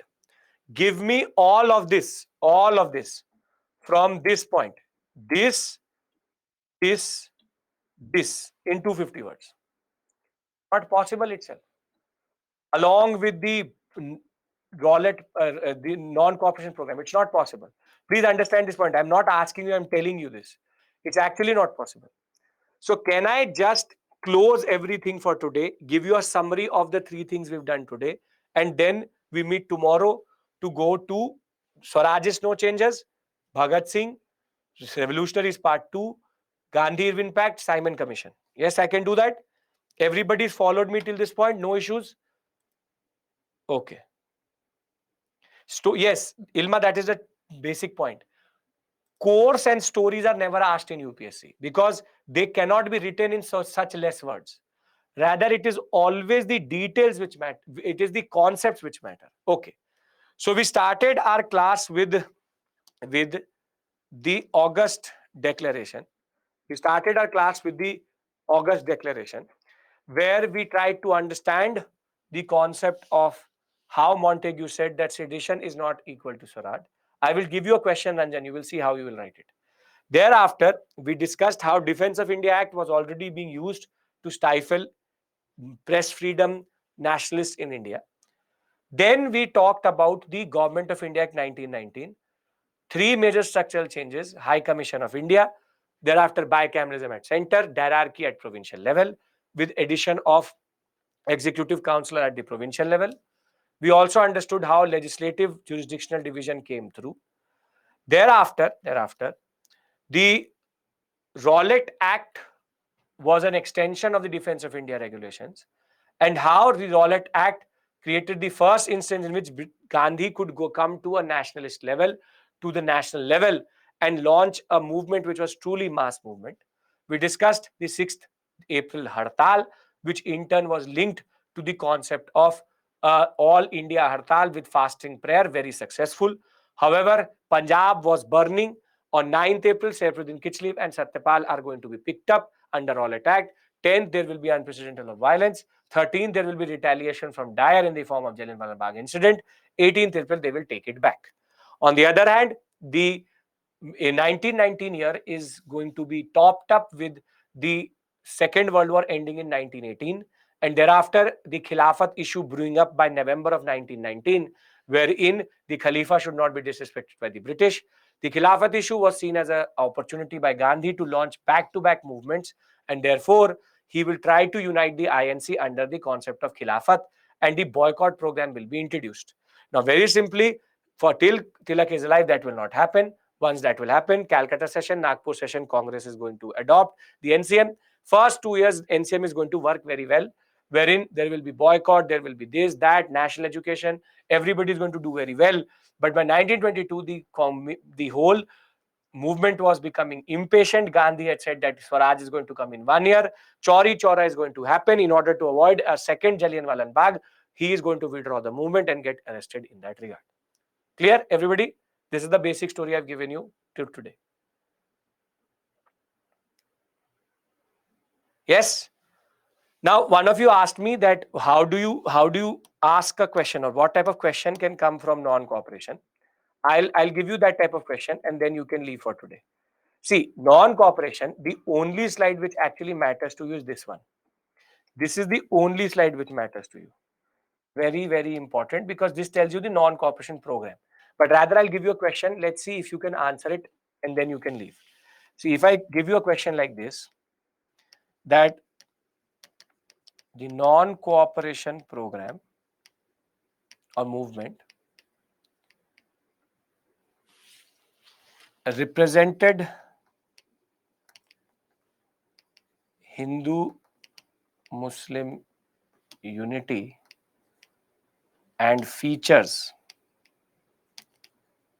previously not seen in Indian nationalism. Discuss. Can you answer this question in 150 words or 250 words? Jyoti, for you, it's joining in the 16th class. So I hope you can just go through it again and it will make sense. You would have to go through the videos again. So will you be able to tell them how Hindu Muslim unity was very, very important? How previously we had not seen such a mass level of movement everywhere in India, 250 words, 150 words, whatever be the words you want. Are you getting the way they're asking the question? Though non-cooperation has not been asked till this point. I'll show you the questions tomorrow. Questions are not coming on movements and their courses. It's coming on their impact and implication. So you have to talk about boycott. You have to talk about boycott or legislative councils not done previously. The way Hindu Muslims were together. Everywhere you can talk about. Intro and conclusion very simply is going to be that Rowlatt Satyagraha has happened, Punjab wrongs, and conclusion by saying that it was an unprecedented movement in that regard. You want a question from Rowlatt Satyagraha? I'll give you Rowlatt also. The Rowlatt Act became the stepping stone for Gandhi's entry into nationalistic politics. Discuss. Now, are you getting what type of question I'm making? I'm not asking you how did it happen. I'm asking you the implication of that movement. That is the way the question is asked, actually. It's a first all linear level movement. Gandhi used it, came to the forefront, mass nationalism. 150 words is not a lot vis-a-vis writing that. Done. Everybody, come on. For anybody who's, this was the first class, I hope with no 16 classes missed, I hope it made sense a little bit at least. And the SME will be happy to guide you how to cover everything which has already been taught. Yes? Can we agree? Can we break for today then? Jyoti, come on. Perfect. Thank you. I'll see you tomorrow, same time. For anybody who's new, we start at 6 p.m. Rather at 6 a.m. So please don't be late. I'll see you tomorrow. Thank you so much. Have a very productive day. Thank you. Take care. Bye-bye.